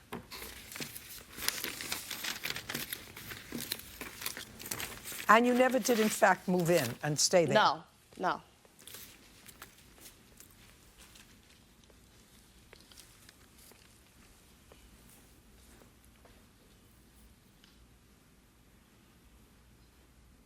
You have to give her money back. Okay. $694. Yes, now, ma'am. That's where we're at, $694. I'm not interested in the fact that you felt intimidated. You had the police there. Ma'am. You have just a second. Okay. She's not finished with her claim. Okay. She says that you took out a criminal warrant, and she's suing punitive damages for filing a false criminal warrant against her. So that's the rent. Now let me see the allegations in the criminal warrant, please. She decided to do this on March 1st. Yes, ma'am.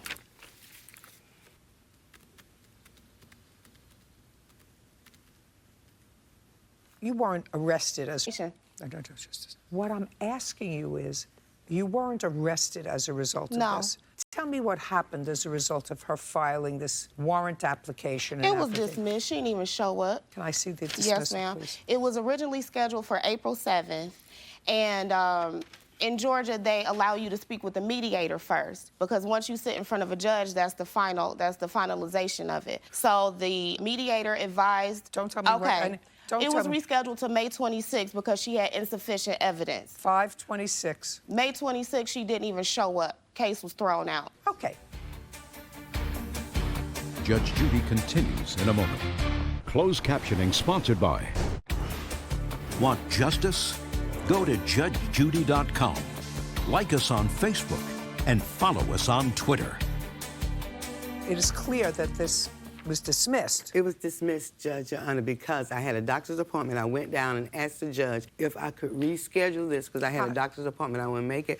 And they dismissed it so that I could file a civil suit. And I felt I had better plan because of getting my money for my garage door that she had tore up. Yeah. Judgment for the plaintiff in the amount of $694. Your counterclaim for a broken garage door is dismissed. We're done. Parties are excused. You may step out. The next Judge Judy. When cousin runs to cousin, family values go out the window. She's a liar. She's a thief. Do you take any medication? No, I don't. Try to control yourself. Next Judge Judy. No, she never moved in. She just had beer cans all on the side. She kept changing the story. Like, it went from... She had got evicted from her other apartment. You can't move in. I had sent her to an attorney to help her. To a little bit, I knew it was going to be, that was a foreshadow of things to come. So she wouldn't go back to jail. I didn't beat on the garage door. She tore my garage door up. She lied. I tried to help her. No reports, no arrests, no nothing. Just know from now on not to help her.